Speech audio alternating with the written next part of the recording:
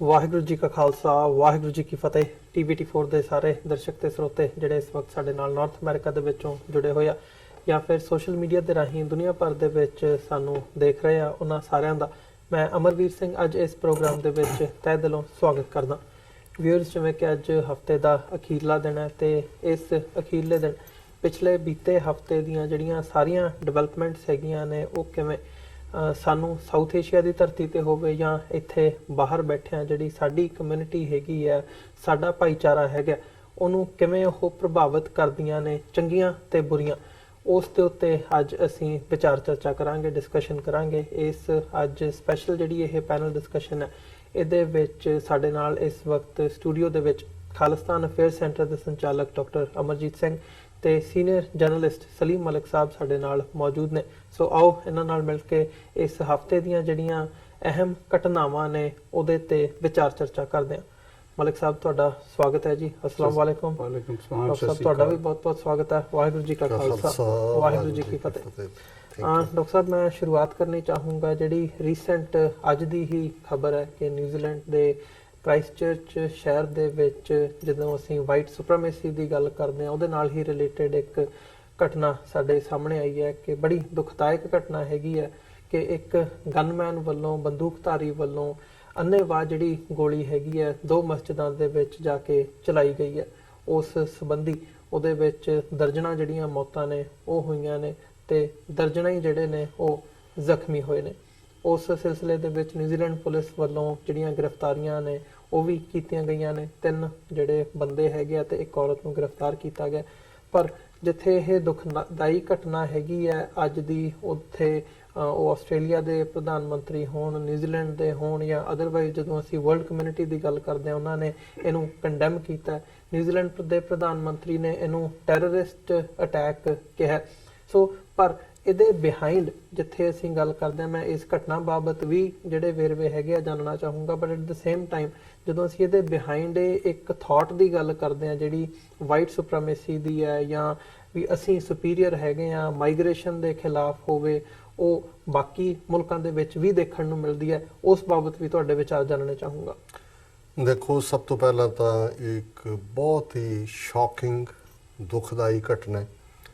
ਸਾਡੀ ਦਿਲ, ਜਾਨ, ਰੂਹ ਜੇ ਮੈਂ ਕਹਾਂ ਕਿ ਇੱਕ ਉਸ ਤੜਫ ਦੇ ਵਿੱਚ ਹੈ ਕਿਉਂਕਿ ਜਿੱਥੇ ਵੀ ਕੋਈ ਬੇਗੁਨਾਹ ਦਾ ਖੂਨ ਡੁੱਲਦਾ ਔਰ ਜਿੱਥੇ ਜਿਨ੍ਹਾਂ 2 ਮਸੀਤਾਂ 'ਚ ਘਟਨਾਵਾਂ ਹੋਈਆਂ, ਜਿੱਥੇ ਕਿ ਰੱਬ ਨੂੰ ਯਾਦ ਕਰਨ ਦੇ ਲਈ ਜਿਹੜਾ ਫਰਜ਼ ਹੈ ਹਰ ਮੁਸਲਮਾਨ ਦੇ ਉੱਤੇ 5 ਵੇਲੇ ਦੀ ਨਮਾਜ਼ ਔਰ ਇਹ ਜਿਹੜਾ ਸ਼ੁੱਕਰਵਾਰ ਦਾ ਦਿਨ ਉਸ ਨਾਲ ਜੁੜਿਆ ਹੋਇਆ ਪਾਠ, ਥਰਸਡੇ ਨਾਈਟ ਜਿਹੜਾ ਪਾਠ ਹੁੰਦਾ ਹੈ ਸਾਰਾ। ਸੋ ਜ਼ਾਹਰ ਹੈ ਕਿ ਹੁਣ ਜਿੰਨੀਆਂ ਕੁ ਡਿਟੇਲ ਸਾਹਮਣੇ ਆਈਆਂ ਇਹ ਉਸ ਨਫ਼ਰਤ ਦਾ ਹੀ ਨਤੀਜਾ ਹੈ, ਜਿਹੜੀ ਨਫ਼ਰਤ ਦਾ ਤੂਫਾਨ ਅਸੀਂ ਦੇਖਦੇ ਹਾਂ। ਡੋਨਲਡ ਟਰੰਪ ਨੇ ਆਪਣੇ ਕੈਂਪੇਨ ਵੇਲੇ ਸਾਰੇ ਯੂਰਪ ਦੇ ਵਿੱਚ, ਉਹ ਜਰਮਨ ਹੋਏ, ਫਰਾਂਸ ਹੋਏ, ਇੰਗਲੈਂਡ ਹੋਏ, ਜਿਹੜੇ ਰੇਸਿਸਟ ਵਿਚਾਰਧਾਰਾ 'ਚ ਯਕੀਨ ਰੱਖਣ ਵਾਲੇ, ਕਿਉਂਕਿ ਸੁਪਰਾਮੇਸਿਸ ਤਾਂ ਬਾਅਦ ਦੀ ਗੱਲ ਹੈ। ਸਭ ਤੋਂ ਪਹਿਲਾਂ ਤਾਂ ਇਹ ਹੈ ਵੀ ਤੁਸੀਂ ਮਨੁੱਖ ਨਾਲ, ਇਨਸਾਨ ਦਾ ਇਨਸਾਨ ਨਾਲ ਤਫਰਕਾ ਕਰਦੇ ਹੋ ਰੰਗ ਤੇ ਬੇਸਡ।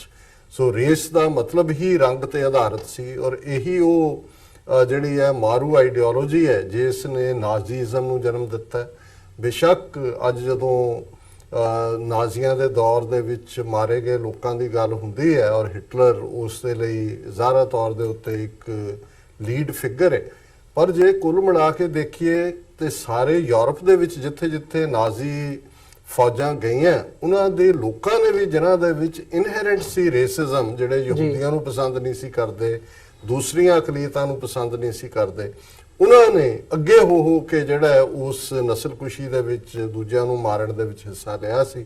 ਸੋ ਮੈਂ ਸਮਝਦਾ ਹਾਂ ਵੀ ਇਹ ਵੀ ਇੱਕ ਜਿਹੜਾ ਨਸਲਵਾਦ ਦਾ ਫੋੜਾ, ਨਫ਼ਰਤ ਦਾ ਫੋੜਾ, ਜਿਸ ਨੂੰ ਇਸ ਵੇਲੇ ਭਰਨ ਦੇ ਵਿੱਚ ਸਾਰੇ ਪਾਸੇ ਯੂਰਪ ਦੇ ਵਿੱਚ, ਅਮਰੀਕਾ ਦੇ ਵਿੱਚ ਔਰ ਦੂਸਰੇ ਪਾਸੇ ਵੀ ਜੇ ਅਸੀਂ ਭਾਰਤ ਦੇ ਕੰਟੈਕਸਟ ਦੇ ਵਿੱਚ ਦੇਖੀਏ 1 ਬਿਲੀਅਨ 300 ਮਿਲੀਅਨ ਲੋਕਾਂ ਦਾ ਦੇਸ਼, ਇਹ ਹਿੰਦੂਤਵਾ ਜਾਂ ਇਸਲਾਮ ਜਾਂ ਸਿੱਖਾਂ ਜਾਂ ਦਲਿਤਾਂ ਜਾਂ ਈਸਾਈਆਂ ਦਾ ਵਿਰੋਧ ਕੀ ਹੈ?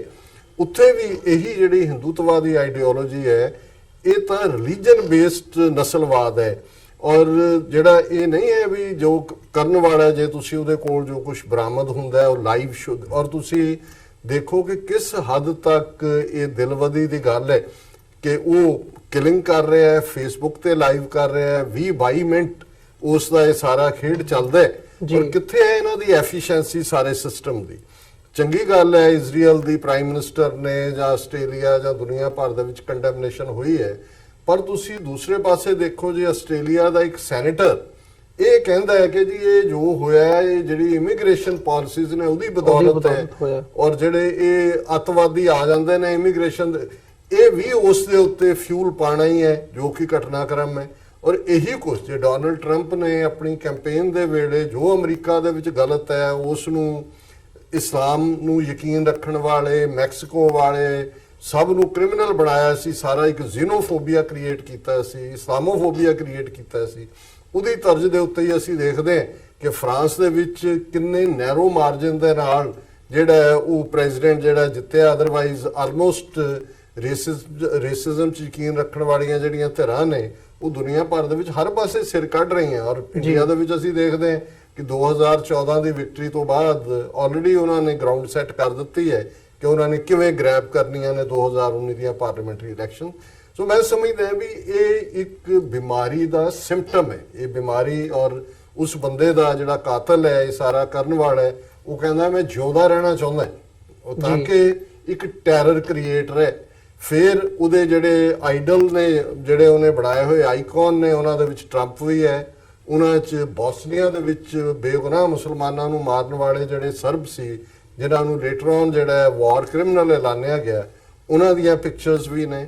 ਔਰ ਕਿੰਨਾ ਸਾਈਟਸ ਤੇ ਉਹ ਵਿਜ਼ਿਟ ਕਰਦੇ ਨੇ ਔਰ ਫੇਸਬੁੱਕ ਨੂੰ ਟਰਮੀਨੇਟ ਕਰਨਾ ਪਿਆ ਉਹਦਾ ਰਾਈਟ ਅਵੇ ਅਕਾਊਂਟ। ਔਰ ਦੂਜਾ ਕਿਉਂਕਿ ਐਡਮੀਰੇਸ਼ਨ ਦੇ ਮੈਸੇਜ ਵੀ ਸ਼ੁਰੂ ਹੋ ਗਏ ਸੀ ਨਾਲ ਦੀ ਨਾਲ ਹੀ ਕਿ ਵੀ ਵਾਹ ਵਾਹ ਬਹੁਤ ਵਧੀਆ ਕੀਤਾ। ਸੋ ਮੈਂ ਇਹ ਸਮਝਦਾ ਵੀ ਗੱਲ ਸਹੇ ਦੀ ਨਹੀਂ ਹੈ, ਗੱਲ ਪਹੇ ਦੀ ਹੈ। ਜਿਸ ਡਾਇਰੈਕਸ਼ਨ ਦੇ ਵਿੱਚ ਇਹ ਗੱਲ ਜਾ ਰਹੀ ਹੈ ਸਾਨੂੰ ਇਹ ਸੋਚਣਾ ਪਏਗਾ ਕੋਈ ਰੇਸਿਜ਼ਮ ਨਵਾਂ ਨਹੀਂ ਹੈ। 20ਵੀਂ ਸਦੀ 'ਚ ਅਸੀਂ ਦੇਖਿਆ ਕਿ ਨਾਜ਼ੀਆਂ ਦੇ ਔਰ ਫਾਸ਼ਿਜ਼ਮ ਇਹਦਾ ਕੰਬੀਨੇਸ਼ਨ ਕਿੰਨਾ ਖਤਰਨਾਕ ਸੀ। ਔਰ ਸਿੱਖ ਕੌਮ ਜਿਹਨੇ ਉੱਥੇ ਵੀ ਹੰਡਾਇਆ ਅਮਰੀਕਾ ਦੇ ਵਿੱਚ ਖਾਸ ਤੌਰ ਤੇ ਪੋਸਟ 9/11 ਜਿਸ ਕਿਸਮ ਦਾ ਸਿਨੈਰੀਓ ਔਰ ਕਿਵੇਂ ਥਾਊਜ਼ੈਂਡਸ ਘਟਨਾਵਾਂ ਜਿਹੜੀਆਂ ਨੇ ਹੀਟ ਕ੍ਰਾਈਮ ਦੀਆਂ ਔਰ ਈਵਨ ਮਰਡਰ 9/11 ਤੋਂ 4 ਦਿਨ ਬਾਅਦ ਮੈਸਾ ਐਰੀਜ਼ੋਨਾ ਦੇ ਵਿੱਚ ਬਲਬੀਰ ਸਿੰਘ ਸੋਢੀ ਦਾ ਮਰਡਰ ਹੋ ਜਾਂਦਾ। ਸੋ ਅਸੀਂ ਜਿੱਥੇ ਜਿਹੜੇ ਮਾਰੇ ਗਏ ਨੇ ਪਰਿਵਾਰ ਉਹਨਾਂ ਦੇ ਨਾਲ ਵੀ ਹਮਦਰਦੀ ਦਾ ਇਜ਼ਹਾਰ ਕਰਦੇ ਹਾਂ। ਔਰ ਮੈਂ ਦੇਖ ਰਿਹਾ ਸੀ 8 ਜਾਂ 9 ਜਿਹੜੇ ਨੇ ਉਹਨਾਂ 'ਚ ਸਾਊਥ ਏਸ਼ੀਅਨ ਮੂਲ ਦੇ ਨੇ। ਔਰ ਬਹੁਤ ਮੈਂ ਸਮਝਦਾ ਵੀ ਚੰਗਾ ਹੋਇਆ ਕਿ ਬੰਗਲਾਦੇਸ਼ ਦੀ ਕ੍ਰਿਕਟ ਟੀਮ ਜਿਹੜੀ ਨਿਊਜ਼ੀਲੈਂਡ ਦਾ ਟੂਰ ਕਰ ਰਹੀ ਸੀ ਔਰ ਉਹ ਨੈਕਸਟ ਉਹ ਸਾਰੇ ਸੇਫ ਨੇ। ਹਮਦਰਦੀ ਦੇ ਲਫ਼ਜ਼ ਕਹਿਣ ਤੋਂ ਬਿਨਾਂ ਅਸੀਂ ਹੋਰ ਕੀ ਕਹਿ ਸਕਦੇ ਹਾਂ। ਪਰ ਇਹ ਜਿਹੜਾ ਟ੍ਰੈਂਡ ਹੈ ਇਹ ਬਹੁਤ ਖਤਰਨਾਕ ਟ੍ਰੈਂਡ ਹੈ। ਔਰ ਇਹ ਜਿਹੜੀ ਇਸ ਕਿਸਮ ਦੀ ਨਫ਼ਰਤ ਦੀ ਨਸਲਵਾਦ ਦੀ ਹਨੇਰੀ ਜਿਹੜੀ ਕਿ ਯੂਰਪ ਦੇ ਵਿੱਚ ਚੱਲ ਰਹੀ ਹੈ, ਅਮਰੀਕਾ ਕੈਨੇਡਾ 'ਚ ਅਸੀਂ ਦੇਖਦੇ ਹਾਂ, ਆਸਟ੍ਰੇਲੀਆ ਨਿਊਜ਼ੀਲੈਂਡ ਕਿਉਂਕਿ ਮਾਰਨ ਵਾਲਾ ਕਿਲਰ ਜਿਹੜਾ ਆਸਟ੍ਰੇਲੀਅਨ ਸਿਟੀਜ਼ਨ ਹੈ। ਸੋ ਇਹ ਦੱਸ ਰਿਹਾ ਵੀ ਆਲਮੋਸਟ ਸਾਰੇ ਹੀ ਜਿਹੜੇ ਕੰਟੀਨੈਂਟ ਨੇ ਉਹ ਇਸ ਨਫ਼ਰਤ ਦੀ ਗ੍ਰਿਫਤ ਦੇ ਵਿੱਚ ਨੇ। ਜੀ ਜਿਵੇਂ ਮਲਿਕ ਸਾਹਿਬ ਤੁਸੀਂ ਕੀ ਕਹਿਣਾ ਚਾਹੋਗੇ ਇਸ ਘਟਨਾ ਬਾਰੇ ਪਾਰਟਿਕੂਲਰਲੀ ਤੇ ਓਵਰਆਲ? ਜਿਵੇਂ ਡਾਕਟਰ ਸਾਹਿਬ ਨੇ ਇਹਨੂੰ ਨਸਲਵਾਦ ਦੀ ਇਹ ਨਫ਼ਰਤ ਜਿਹੜੀ ਹੈਗੀ ਹੈ ਉਹ ਦੁਨੀਆ ਭਰ ਦੇ ਵਿੱਚ ਵੱਖ-ਵੱਖ ਮੁਲਕਾਂ ਦੇ ਵਿੱਚ ਸਿਰ ਕੱਢ ਰਹੀ ਹੈ। ਦੇਖੋ ਪਹਿਲੇ ਤੇ ਇਨਾ ਲਿਲਾ ਹੈ ਵ ਇਨਾ ਲਹਿ ਰਾਜੂਨ ਫਰਾਈਡੇ ਦੀ ਜਿਹੜੀ ਸਾਡੀ ਜੁਮੇ ਦੀ ਨਮਾਜ਼ ਹੁੰਦੀ ਹੈ ਉਸ ਨਾਲ ਕੋਈ 5 ਵਕਤ ਦੀ ਪੜ੍ਹੇ ਨਾ ਪੜ੍ਹੇ ਜਾਂ 2 ਲੇਕਿਨ ਜੁਮੇ ਦੀ ਨਮਾਜ਼ ਕੋਸ਼ਿਸ਼ ਹੁੰਦੀ ਹੈ ਕਿ ਸਾਰੇ ਮੁਸਲਮਾਨਾਂ ਦੀ ਕੋਸ਼ਿਸ਼ ਹੁੰਦੀ ਹੈ ਕਿ ਉਹ ਜਾ ਕੇ ਆਪਣੇ ਇਕੱਠੇ ਪੜ੍ਹਨ ਤੇ ਉਹ ਜੁਮੇ ਦੀ ਨਮਾਜ਼ ਤੇ ਲੋਕ ਜ਼ਿਆਦਾ ਹੁੰਦੇ ਆ। ਨਾਲੇ ਕ੍ਰਾਈਸਟ ਚਰਚ ਦੀ ਇਹ ਜਿਹੜੀ ਅਲ ਨੂਰ ਮਸਜਿਦ ਤੇ ਦੂਜੀ ਲੈਨਵੁੱਡ ਦੀ ਮਸਜਿਦ ਸੀ ਜਿੱਥੇ ਇਹ ਸਭ ਕੁਝ ਹੋਇਆ ਤੇ 17 ਤੋਂ 18 ਮਿੰਟ ਤੱਕ ਇਹ ਲਾਈਵ ਚੱਲਦਾ ਰਿਹਾ। ਇੱਥੇ ਜਦੋਂ ਕਿ ਇਹ ਦੱਸਿਆ ਜਾਂਦਾ ਹੈ ਨਾਲੇ ਨਿਊਜ਼ੀਲੈਂਡ ਕੋਈ ਇੰਨਾ ਵੱਡਾ ਮੁਲਕ ਦੇਸ਼ ਨਹੀਂ ਆ, ਆਈਲੈਂਡ ਹੈ। ਉੱਥੇ ਅਗਰ ਕ੍ਰਾਈਸਟ ਚਰਚ ਜਾਂ ਬੜਾ ਸਿਵਲਾਈਜ਼ ਉਹਨਾਂ ਦਾ ਸ਼ਹਿਰ 2 ਹੀ ਵੱਡੇ ਸ਼ਹਿਰ ਆ ਉੱਥੇ ਜੀ, ਉਹਦੇ ਵਿੱਚ ਅਗਰ 17 ਮਿੰਟ ਤੱਕ ਪੁਲਿਸ ਜਿਹੜੀ ਆ ਉਹ ਉੱਥੇ ਨਜ਼ਰ ਨਹੀਂ ਆਈ ਤੇ ਇਹ ਸਵਾਲ ਪੈਦਾ ਹੁੰਦਾ ਹੈ ਕਿ ਯਾਨੀ ਇਹ ਵੀ ਯਾਨੀ ਪੁੱਛਣਾ ਪਏਗਾ ਜਿਸ ਤਰ੍ਹਾਂ ਉੱਥੋਂ ਦੀ ਪ੍ਰਾਈਮ ਮਿਨਿਸਟਰ ਨਿਊਜ਼ੀਲੈਂਡ ਦੀ ਉਹਨੇ ਕਈ ਘੰਟੇ ਤੱਕ ਤੇ ਉਹ ਕਹਿੰਦੀ ਰਹੀ ਕਿ ਇਹ ਐਕਸਟ੍ਰੀਮਿਸਟ ਹੈ ਜੀ। ਕਈ ਘੰਟਿਆਂ ਬਾਅਦ ਜਦੋਂ ਟਰੰਪ ਜੇ ਬੰਦੇ ਨੇ ਕਹਿ ਦਿੱਤਾ ਕਿ ਇਹ ਟੈਰਰਿਸਟ ਅਟੈਕ ਹੈ ਉਹਦੇ ਬਾਅਦ ਜਿਹੜੀ ਜਸਿੰਦਾ ਆਰਡਨ ਸੀ ਪ੍ਰਾਈਮ ਮਿਨਿਸਟਰ ਨਿਊਜ਼ੀਲੈਂਡ ਦੀ, ਫਿਰ ਉਹਨੇ ਡਿਕਲੇਅਰ ਕੀਤਾ ਕਿ ਟੈਰਰਿਸਟ ਅਟੈਕ ਹੈ। ਅਗਰ ਖੁਦਾ ਨਾ ਖਾਸਤਾ ਉਹਦੀ ਜਗ੍ਹਾ ਅਗਰ ਕੋਈ ਸਾਡੇ ਬੰਦੇ ਕਾਰਵਾਈ ਪਾ ਦਿੰਦੇ ਤੇ ਫੌਰਨ ਉਹ ਡਿਕਲੇਅਰ ਕਰ ਦਿੰਦੇ ਕਿ ਟੈਰਰਿਸਟ ਅਟੈਕ ਹੈ ਤੇ ਇਸਲਾਮ ਫੋਬੀਆ ਤੇ ਵੈਸਟਰਨ ਵਰਲਡ ਤੇ ਮੀਡੀਆ ਸਾਰਾ ਇਸਲਾਮਿਕ ਟੈਰਰਿਜ਼ਮ ਤੇ ਉਹ ਉਸ ਤੇ ਨਹੀਂ ਪੈ ਜਾਂਦਾ ਹੈ।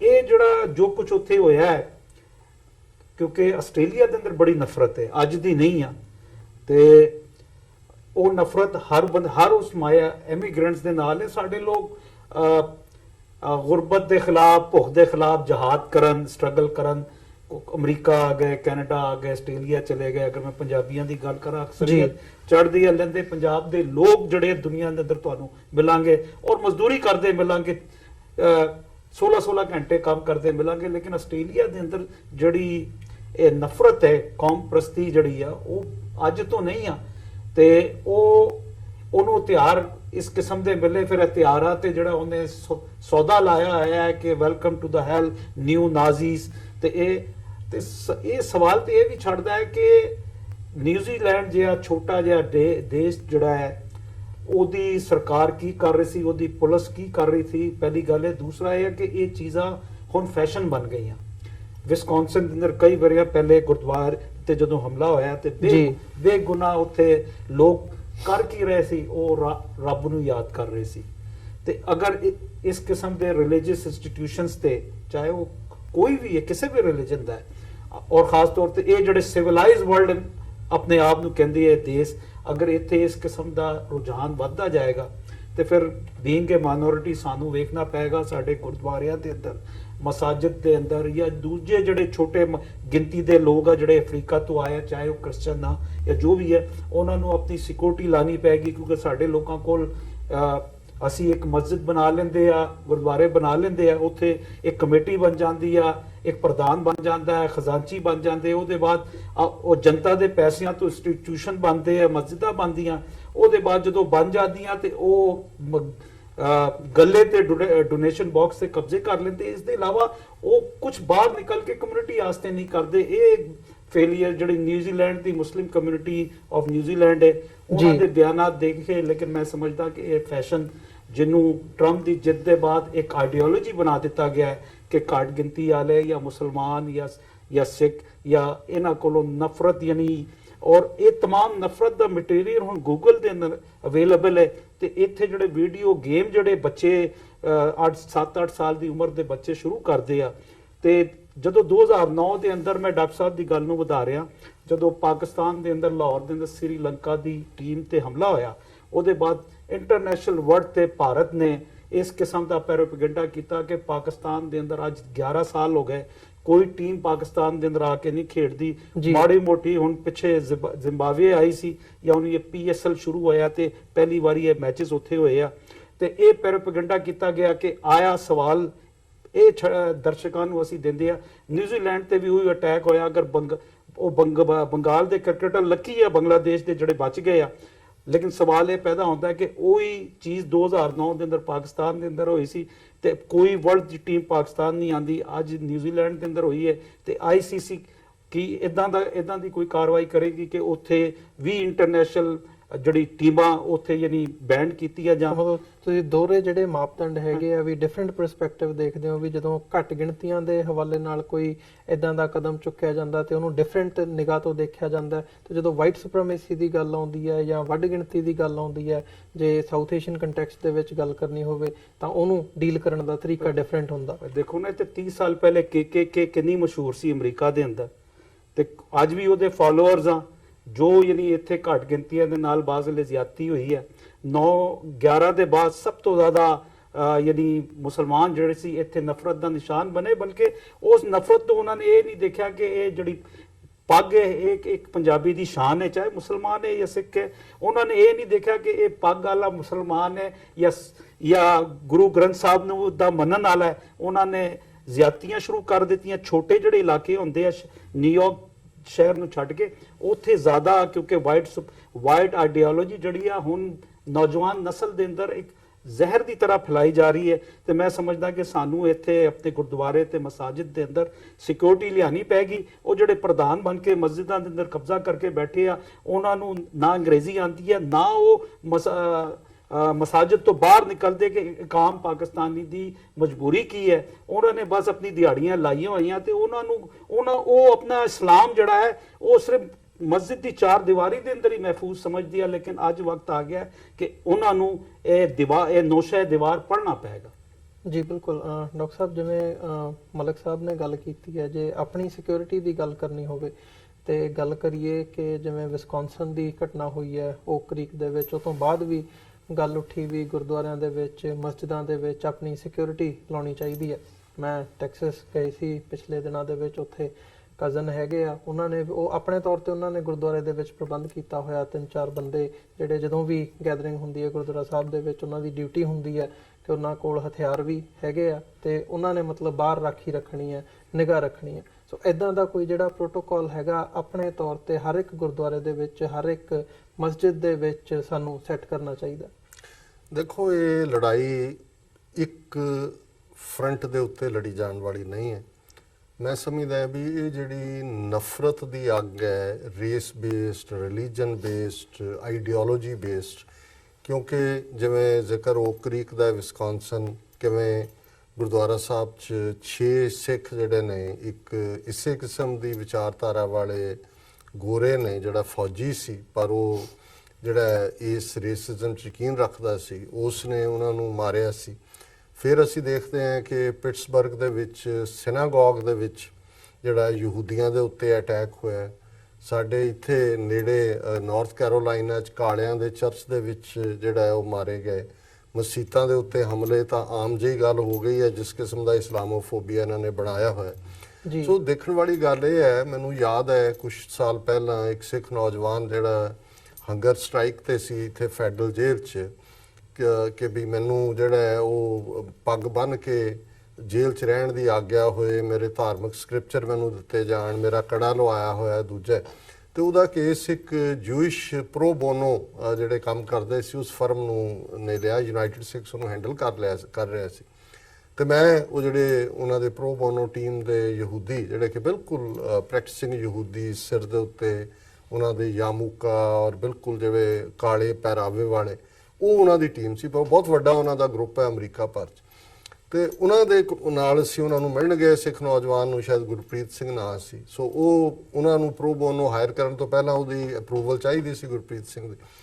ਉਹ ਉਹਨੂੰ ਪੁੱਛਦਾ ਵੀ ਤੁਹਾਡਾ ਕੀ ਇੰਟਰਸਟ ਹੈ ਵੀ ਤੁਸੀਂ ਮੇਰਾ ਕੇਸ ਮੁਫਤ ਲੜੋਗੇ, ਕਿਉਂਕਿ ਬੜਾ ਸ਼ੱਕੀ ਮਿਜ਼ਾਜ ਦਾ ਵੀ ਸੀ ਨੌਜਵਾਨ, ਬਟ ਪੜ੍ਹਿਆ ਲਿਖਿਆ। ਤੇ ਉਹ ਜਿਹੜਾ ਉਹਦਾ ਹੈੱਡ ਸੀ, ਉਹਨੇ ਕਿਹਾ ਦੇਖੋ ਮੇਰਾ ਪਿਓ ਜਿਹੜਾ ਹੈ ਉਹ ਨਾਜ਼ੀ ਕੈਂਪਾਂ ਦੇ ਵਿੱਚ ਮਾਰਿਆ ਗਿਆ ਸੀ ਪੋਲੈਂਡ 'ਚ। ਸਾਡੀ ਫਰਮ 'ਚ ਬਹੁਤ ਸਾਰੇ ਉਹ ਨੇ ਸੈਕੰਡ ਜਨਰੇਸ਼ਨ ਹੈ ਜਿਨ੍ਹਾਂ ਦੀ ਜਾਂ ਥਰਡ ਹੈ ਕਈਆਂ ਦੀ, ਜਿਨ੍ਹਾਂ ਨੇ ਸਫ਼ਰ ਕੀਤਾ। ਸਾਨੂੰ ਕੋਈ ਬਹੁਤੀ ਯਹੂਦੀਆਂ ਨੂੰ ਜੇਲ੍ਹਾਂ ਦੇ ਵਿੱਚ ਜਾਂ ਇੱਥੋਂ ਦੇ ਸਿਸਟਮ 'ਚ ਪ੍ਰੋਬਲਮ ਨਹੀਂ ਹੈ। ਸਾਨੂੰ ਸਾਡੀ ਮਰਜ਼ੀ ਧਾਰਮਿਕ ਫੂਡ ਵੀ ਮਿਲਦਾ ਹੈ, ਪਹਿਰਾਵਾ ਵੀ ਦੂਜਾ। ਪਰ ਅਸੀਂ ਤੁਹਾਨੂੰ ਇਸ ਲਈ ਡਿਫੈਂਡ ਕਰਨਾ ਚਾਹੁੰਦੇ ਹਾਂ ਵੀ ਸਾਨੂੰ ਪਤਾ ਹੈ ਵੀ ਜੇ ਤੁਹਾਡਾ ਹੱਕ ਨਾ ਰੀਸਟੋਰ ਹੋਇਆ ਜਾਂ ਤੁਹਾਨੂੰ ਨਾ ਮਿਲਿਆ, ਇੱਕ ਦਿਨ ਆਏਗਾ ਜਿਹੜਾ ਸਾਨੂੰ ਮਿਲਿਆ ਹੋਇਆ ਉਹ ਵੀ ਖੋਹ ਲਿਆ ਜਾਏਗਾ। ਸੋ ਇਹ ਹੈ ਜਿਹੜੀ ਰੀਅਲ ਦੂਰ ਫੋਰਸਾਈਟਡ ਦੀ ਗੱਲ। ਔਰ ਮੈਂ ਸਮਝਦਾ ਹਾਂ ਵੀ ਇਸ ਮਾਮਲੇ 'ਚ ਜਿਵੇਂ ਮੈਂ ਕਿਹਾ ਵੀ ਡਿਫਰੈਂਟ ਫਰੰਟਸ ਤੇ ਲੜਨ ਦੀ ਲੋੜ ਹੈ।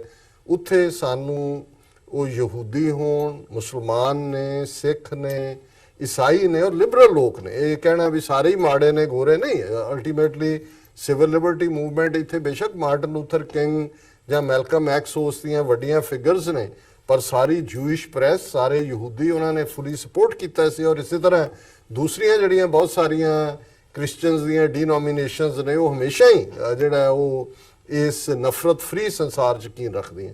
ਸੋ ਇੱਕ ਤਾਂ ਮੈਂ ਸਮਝਦਾ ਹਾਂ ਵੀ ਇਹ ਅੱਡ-ਅੱਡ ਫਰੰਟਸ ਦੇ ਉੱਤੇ ਉਹ ਇੰਟਰਫੇਥ ਹੋਏ, ਦੂਸਰਾ ਹੋਏ ਆਪਸ 'ਚ ਜਿਹੜਾ ਹੈ ਉਹ ਕਰਨ ਦੀ ਲੋੜ ਹੈ। ਦੂਸਰਾ ਪਾਰਟ ਸਿਕਿਉਰਿਟੀ, ਬੇਸ਼ੱਕ ਜਿਵੇਂ ਤੁਸੀਂ ਡਾਲਸ ਟੈਕਸਸ ਦਾ ਮੈਂਸ਼ਨ ਕੀਤਾ, ਮੈਂ ਸਮਝਦਾ ਵੀ ਅਮਰੀਕਾ ਦੇ ਵਿੱਚ ਜਿਹੜੇ ਆਫ ਡਿਊਟੀ ਪੁਲਿਸਮੈਨ ਵੀ ਹੁੰਦੇ ਨੇ, ਉਹਨਾਂ ਨੂੰ ਤੁਸੀਂ ਬਹੁਤ ਥੋੜੇ ਜਿਹੜਾ 2-4 ਘੰਟੇ ਉਹ ਗੇੜਾ ਹੀ ਦੇ ਦਿੰਦੇ ਨੇ, ਤੁਹਾਡੇ ਕੋਈ ਆ ਵੀ ਜਾਂਦਾ। ਔਰ ਜਦੋਂ ਤੁਹਾਡੇ ਦੀਵਾਨ ਹੁੰਦੇ ਨੇ ਖਾਸ ਤੌਰ ਤੇ, ਜਾਂ ਜਿਵੇਂ ਜੁਮੇ ਦੀ ਨਮਾਜ਼ ਵੇਲੇ ਵੱਡਾ ਇਕੱਠ ਹੁੰਦਾ ਹੈ, ਸਾਡੇ ਐਤਵਾਰ ਦੀਵਾਨ ਹੁੰਦੇ ਨੇ, ਇਹ ਅਸੀਂ ਗੁਰਦੁਆਰਿਆਂ ਦੇ ਸੰਗਮਰਮਰ ਔਰ ਬਿਲਡਿੰਗਾਂ ਖਰੀਦਣ ਤੇ ਲੱਗੇ ਹੋਏ ਹਾਂ।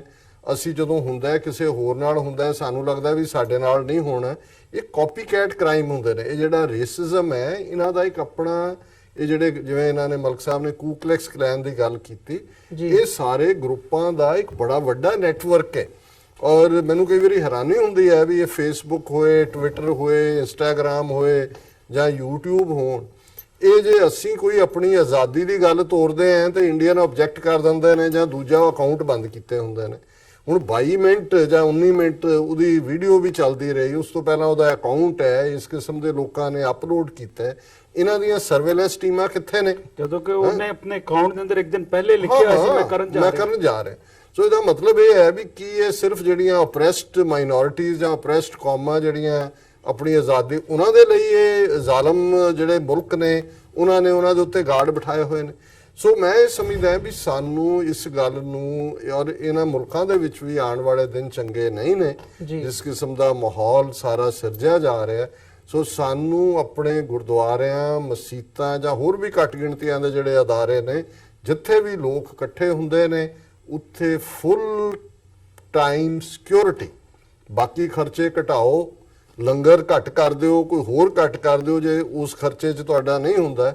ਅਦਰਵਾਈਜ਼ ਇਹ ਇਸ ਗੱਲ ਦਾ ਫਿਰ ਸਾਨੂੰ ਜਦੋਂ ਹੁਣ ਹੋਇਆ ਇੱਕ ਪੈਨਿਕ ਵੀ ਹੋਏਗਾ, ਉਹਨਾਂ ਦੀ ਯਾਦ 'ਚ ਸੋਗ ਸਮਾਗਮ ਵੀ ਹੋਣਗੇ, ਫਿਰ ਅਸੀਂ ਭੁੱਲ ਭੱਲ ਜਾਂਦੇ। ਕਿਉਂਕਿ ਮੈਂ ਉਹ ਤਰੀਕ ਤੋਂ ਬਾਅਦ ਇਹ ਗੱਲ ਆਪਣੀਆਂ ਲਿਖਤਾਂ ਰਾਹੀਂ ਵੀ ਬਹੁਤ ਸਾਰੀਆਂ ਥਾਵਾਂ ਤੇ ਵੀ ਗੁਰਦੁਆਰਾ ਕਮੇਟੀਆਂ ਦੇ ਇਕੱਠ 'ਚ ਵੀ ਕਹੀ ਕਿ ਭਾਈ ਇਹ ਸ਼ੁਕਰ ਹੈ ਗੁਰੂ ਦਾ ਕਿ 6 ਮੌਤਾਂ ਹੋਈਆਂ ਕਿਉਂਕਿ ਉਹ ਅਰਲੀ ਆਇਆ। ਔਰ ਇਸੇ ਤਰ੍ਹਾਂ ਈਵਨ ਨਿਊਜ਼ੀਲੈਂਡ ਜਿਹੜੀ ਮੇਨ ਨਮਾਜ਼ ਸੀ ਉਹ ਜਾ ਚੁੱਕੇ ਸੀ ਲੋਕ ਕਰਨ ਇਹ ਜਿਹੜਾ, ਔਰ ਇਸ ਲਈ ਵੀ 40+ ਕੈਜੂਅਲਟੀਜ਼ ਹੋਈਆਂ ਜੇ ਫੁੱਲ ਸਕੇਲ ਹੁੰਦਾ। ਸੋ ਅਸੀਂ ਜਿੱਥੇ ਬਾਕੀ ਖਰਚ ਕਰਦੇ ਹਾਂ ਕਿਉਂ ਨਹੀਂ ਅਸੀਂ ਸਿਕਿਉਰਿਟੀ ਹਾਇਰ ਕਰ ਸਕਦੇ?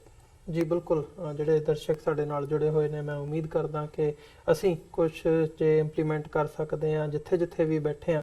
ਤਾਂ ਜਿਵੇਂ ਡਾਕਟਰ ਸਾਹਿਬ ਨੇ ਕਿਹਾ ਵੀ ਸਿਕਿਉਰਿਟੀ ਦਾ ਵੀ ਪ੍ਰਬੰਧ ਪਹਿਲਾ ਸਟੈਪ ਹੈ, ਤੇ ਸੈਕੰਡਲੀ ਵੀ ਜਿਹੜੇ ਡਿਫਰੈਂਟ ਆਪਣੇ ਹੈਗੇ ਆ ਐਸਪੈਕਟਸ ਉਹਨਾਂ ਨੂੰ ਧਿਆਨ ਦੇ ਵਿੱਚ ਰੱਖਦਿਆਂ ਹੋਇਆਂ ਇਹਦੇ ਤੇ ਕੰਮ ਕਰਨ ਦੀ ਲੋੜ ਹੈ। ਸੋ ਮਲਿਕ ਸਾਹਿਬ ਗੱਲਬਾਤ ਨੂੰ ਅੱਗੇ ਤੋਰੀਏ। ਜਿਹੜਾ ਯੂਨਾਈਟਿਡ ਨੇਸ਼ਨਸ ਦੇ ਵਿੱਚ ਜਿਹੜਾ ਇਹ ਇੱਕ ਮਤਾ ਮੂਵ ਕੀਤਾ ਗਿਆ ਸੀ ਕਿ ਮਸੂਦ ਅਜ਼ਹਰ ਨੂੰ ਜਿਹੜਾ ਕਿ ਪਾਕਿਸਤਾਨ ਦੇ ਵਿੱਚ ਹੈਗਾ ਉਹਨੂੰ ਟੈਰਰਿਸਟ ਡਿਕਲੇਅਰ ਕੀਤਾ ਜਾਵੇ, ਉਹਨੂੰ ਚਾਈਨਾ ਨੇ ਵੀਟੋ ਕੀਤਾ। ਇਹ ਸਾਰੀ ਇਹਦੇ ਬਿਹਾਈਂਡ ਪੋਲਿਟਿਕਸ ਕੀ ਚੱਲ ਰਹੀ ਹੈ? ਠੀਕ ਹੈ, ਉਹ ਯੂਨਾਈਟਿਡ ਨੇਸ਼ਨਸ ਵੱਲੋਂ ਆਲਰੇਡੀ ਜਿਹੜੀ ਆਰਗੇਨਾਈਜੇਸ਼ਨ ਹੈਗੀ ਹੈ ਉਹਨੂੰ ਟੈਰਰਿਸਟ ਆਰਗੇਨਾਈਜੇਸ਼ਨ ਡਿਕਲੇਅਰ ਕੀਤਾ ਹੋਇਆ, ਪਰ ਕੀ ਇੰਡੀਆ ਵੱਲੋਂ ਹਰ ਵਾਰ, ਇਹ ਚੌਥੀ ਵਾਰ ਹੋਇਆ ਉਹਨਾਂ ਵੱਲੋਂ ਇਹ ਮੂਵ ਕੀਤਾ ਗਿਆ ਤੇ ਫਿਰ ਪਾਕਿਸਤਾਨ ਦੀ ਆਪਣੀ ਇਹਦੇ ਤੇ ਪੋਜੀਸ਼ਨ ਹੁੰਦੀ ਹੈ, ਚੀਨ ਵੱਲੋਂ ਵੀਟੋ ਕੀਤਾ ਜਾਂਦਾ, ਚੌਥੀ ਵਾਰ ਵੀਟੋ ਕੀਤਾ ਜਾਏ, ਇਹਦੇ ਬਿਹਾਈਂਡ ਪੋਲਿਟਿਕਸ ਕੀ ਚੱਲ ਰਹੀ ਹੈ ਸਾਰੀ? ਦੇਖੋ, ਮੈਂ ਹਮੇਸ਼ਾ ਕਿਹਾ, ਬਲਕਿ ਮੈਂ ਕਾਲਮ ਵੀ ਲਿਖਿਆ ਸੀ ਕਿ ਇਹ ਜਿਹੜੀ ਸਦੀ ਜਿਹਦੇ ਅੰਦਰ ਤੁਸੀਂ ਜ਼ਿੰਦਾ ਹੋ, ਅੱਜ ਹਿਊਮਨ ਟੈਕਨੋਲੋਜੀ ਤੁਹਾਡੀ ਫਿੰਗਰ ਟਿਪਸ ਤੇ ਆ, ਤੇ ਇਸ ਸਦੀ ਦਾ ਜਿਹੜਾ ਬੈਰੋਮੀਟਰ ਹੈ ਉਹ ਇਕਨੋਮਿਕਸ ਹੈ। ਤੇ ਤੁਹਾਡੇ ਦੇਸ਼ ਦੀ, ਮੁਲਕ ਦੀ ਇਕਨੋਮਿਕਸ ਅੱਛੀ ਹੋਏਗੀ ਤੇ ਤੁਹਾਡੇ ਨਵੇਂ ਯਾਰ ਬਣਾਂਗੇ, ਪੁਰਾਣੇ ਯਾਰ ਜਿਹੜੇ ਉਹਨਾਂ ਦੀ ਅਮੈਂਡਮੈਂਟ ਹੋਏਗੀ। ਇੰਡੀਆ ਨੋ ਡਾਊਟ ਕਿ 1 ਲੱਖ ਇਖਤਲਾਫਾਤ ਦੇ ਬਾਵਜੂਦ ਇੰਡੀਆ ਨੂੰ ਵੈਸਟ ਨੇ ਪ੍ਰਮੋਟ ਕੀਤਾ 30 ਸਾਲ ਦੇ ਅੰਦਰ।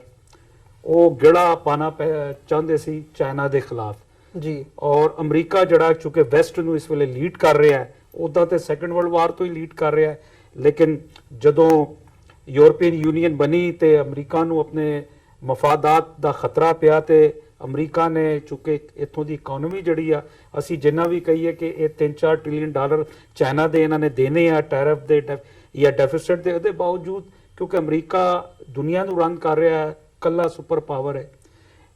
ਸਿਕਿਉਰਿਟੀ ਕੌਂਸਲ ਦੇ ਵਿੱਚ ਚੌਥੀ ਵਾਰੀ ਚਾਈਨਾ ਨੇ ਜੋ ਕੀਤਾ ਉਹਦੀ 2 ਕਾਰਨ ਆ। ਇੱਕ ਤੇ ਚਾਈਨਾ ਇਹ ਸਮਝਦਾ ਕਿ ਅਗਰ ਇਹ ਜਿਹੜੇ 3 ਪਲੇਅਰ ਆ, ਖਾਸ ਤੌਰ ਤੇ ਭਾਰਤ ਨੂੰ ਛੱਡ ਕੇ ਫਰਾਂਸ, ਬਰਤਾਨੀਆ, ਯੂਨਾਈਟਿਡ ਕਿੰਗਡਮ ਤੇ ਯੂਨਾਈਟਿਡ ਸਟੇਟ, ਇਹ ਅਗਰ ਇਹ ਕਰਾਰਦਾਦ ਜਾਂ ਇਹ ਰੈਜ਼ੋਲੂਸ਼ਨ ਮੈਂ ਪਾਸ ਕਰਾਂਗਾ ਤੇ ਕੱਲ ਨੂੰ ਇਹ ਹੋਰ ਜ਼ਿਆਦਾ ਤਕਾਜ਼ੇ ਕਰਾਂਗੇ। ਜਿੱਥੇ ਤੱਕ ਮਸੂਦ ਅਜ਼ਹਰ ਦੀ ਗੱਲ ਹੈ, ਪਾਕਿਸਤਾਨ ਦੇ ਅੰਦਰ 2002 ਦੇ ਬਾਅਦ ਤੁਸੀਂ ਸੋਸ਼ਲ ਮੀਡੀਆ ਤੇ YouTube ਤੇ ਉਹਦੀ ਕੋਈ ਇੰਨੀ ਐਕਟੀਵਿਟੀਜ਼ ਦੱਸੋ ਕਿ ਉੱਥੇ ਹੋ ਰਹੀਆਂ।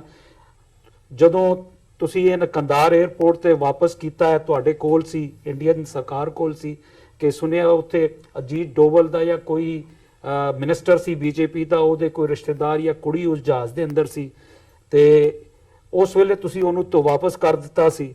ਮੈਂ ਇਹ ਸਮਝਦਾ ਕਿ ਜਦੋਂ ਤੁਸੀਂ ਸਟੈਂਡ ਨਹੀਂ ਲੈ ਸਕਦੇ ਔਰ ਤੁਸੀਂ ਕਿਹਾ ਸੀ ਕਿ ਅਸੀਂ ਇਨਸਾਨੀ ਹਮਦਰਦੀ ਤੇ ਕੀਤਾ ਹੈ, ਉਹਦੇ ਬਾਅਦ ਪਾਕਿਸਤਾਨ ਦੇ ਅੰਦਰ ਤੇ ਉਹਨੂੰ ਬਿਲਕੁਲ ਬੈਨ ਕੀਤਾ ਹੋਇਆ ਹੈ, ਲੇਕਿਨ ਅਸੀਂ ਉਹਨੂੰ ਜੀਣ ਦਾ ਹੱਕ ਤੇ ਨਹੀਂ ਉਹਦਾ ਇਹ ਨਹੀਂ ਖੋ ਸਕਦੇ। ਅਗਰ ਉਹ ਕਿਸੇ ਜਗ੍ਹਾ ਨਮਾਜ਼ ਪੜ੍ਹਨ ਜਾਂਦਾ ਹੈ ਜਾਂ ਕਿਸੇ ਜਗ੍ਹਾ ਤਬਲੀਗ ਕਰਨ ਜਾਂਦਾ ਹੈ ਉਹ ਤੇ ਮਹਦੂਦ ਪੈਮਾਨੇ ਤੇ, ਲੇਕਿਨ ਸਟੇਟ ਨੇ ਉਹਨੂੰ ਡੱਕਿਆ ਹੋਇਆ। ਲੇਕਿਨ ਦੂਸਰੀ ਗੱਲ ਇਹ ਕਿ ਇਹ ਸਾਰੀ ਜਿਹੜੀ ਆ ਇਹ ਪੋਲਿਟਿਕਸ ਹੈ। ਚਾਈਨਾ ਚੂੰਕਿ ਨਹੀਂ ਚਾਹੁੰਦਾ, ਇਹ ਚਾਈਨਾ ਨੂੰ ਇੰਗੇਜ ਕਰਨਾ ਚਾਹੁੰਦੇ ਆ ਕਿ ਚਾਈਨਾ ਦੀ ਕਿਸੇ ਤਰ੍ਹਾਂ ਵਾਰ ਕਰਾਈ ਜਾਏ ਇੰਡੀਆ ਤੋਂ, ਜਾਂ ਤੇ ਇਹਨਾਂ ਨੇ ਦੇਖ ਲਿਆ ਭਾਰਤ ਨੇ VHS, ਮੈਂ ਹਮੇਸ਼ਾ ਕਿਹਾ ਕਿ ਗ੍ਰੀਨ ਪਰਦਾ ਜਿਹੜਾ ਹੈ, ਇਹ 2 ਸਰਜੀਕਲ ਸਟ੍ਰਾਈਕ ਜਿਹੜੀ ਹੈ ਗ੍ਰੀਨ ਪਰਦੇ ਤੇ ਉਹਨੇ ਕੀਤੀ ਹੈ ਵੀਡੀਓ ਗੇਮ ਪਾ ਕੇ। ਉਹ ਜਿਹੜਾ ਬਾਲਾਕੋਟ ਦਾ ਸੀ ਉਸ ਤੇ ਵੀ VHS ਗ੍ਰੀਨ ਪਰਦੇ ਤੇ ਉਹਨਾਂ ਨੇ ਕਿਹਾ ਅਸੀਂ ਸੁੱਟ ਕੇ ਆਏ ਆ। ਤੇ ਇੰਡੀਆ ਦੇ ਅੰਦਰ ਜਿਹੜੇ ਇੰਟਰਸਟ ਆ, ਇਕਨੋਮਿਕ ਇੰਟਰਸਟ ਤੇ ਜਿਹੜੀ ਉੱਥੇ ਸਕਿੱਲ ਲੇਬਰ ਹੈ, ਉਹਦੀ ਵਜ੍ਹਾ ਨਾਲ ਵੈਸਟ ਜਿਹੜਾ ਹੈ ਉਹ ਇੰਡੀਆ ਨੂੰ ਸਪੋਰਟ ਕਰਦਾ ਹੈ। ਲੇਕਿਨ ਚਾਈਨਾ ਜੋ ਹੈ ਉਹ ਨਹੀਂ ਚਾਹੁੰਦਾ ਇਸ ਵੇਲੇ ਉਹ ਕਿਸੇ ਜੰਗ ਦੇ ਅੰਦਰ ਇੰਗੇਜ ਹੋਏ।